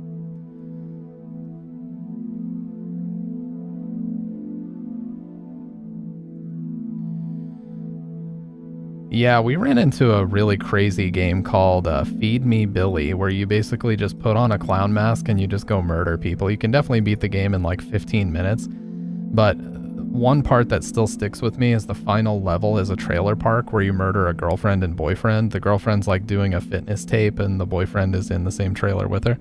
And when you shoot them, they make like this gurgling sound as they crawl away and there's like blood pooling all over the ground. Dude, that game is fucked up. It's not on Steam or anything. It's a very early puppet combo game. Yeah, they make like this just insane sound. It's almost too realistic. Like, I don't want to play that game anymore because of it, but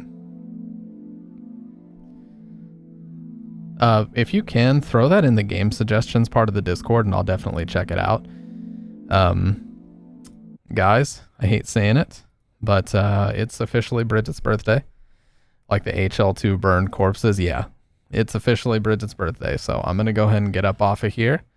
We're going to spend some time watching some good shit, some good movies, and some other things. But let's see who's on.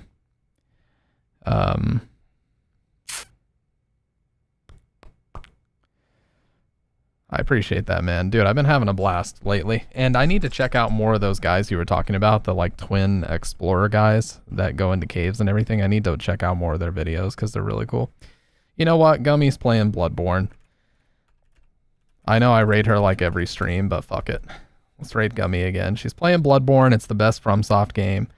Along with Sekiro. So I'm going to break the chains on room 302, get out of my solitary confinement chamber over here and be like a real boyfriend for once in my life. Just kidding. I do it all the time.